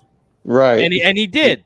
So I got to give Christian Wilkins props. He became a more well-rounded out front seven defender. So, you know, I give Christian Wilkins all the prop in the world, man, because I mean, I like Christian Wilkins, but I'm not one of these people that are like head over heels with him. I've noticed people are like absolutely in love with him and Jerome Baker. I mean, okay, I get it, but I don't. So, just want to grow your own. Yeah. So those were my biggest, that was my biggest disappointment and surprise. And obviously, I think we can all agree we didn't live up to the expectations this year that we all had. So that was a disappointment we all share. But guys, I'll be back tomorrow night, 5 p.m. with Big O. Smash that like button. Subscribe if you're new. We are on our way to 7K. All right, guys. I will see y'all tomorrow. Until then, everyone stay happy, healthy, safe, and blessed. Thanks for spending some of your Friday night with us. Thank you to everyone who came up here. I appreciate you guys. Love you guys. Appreciate it. And I will see y'all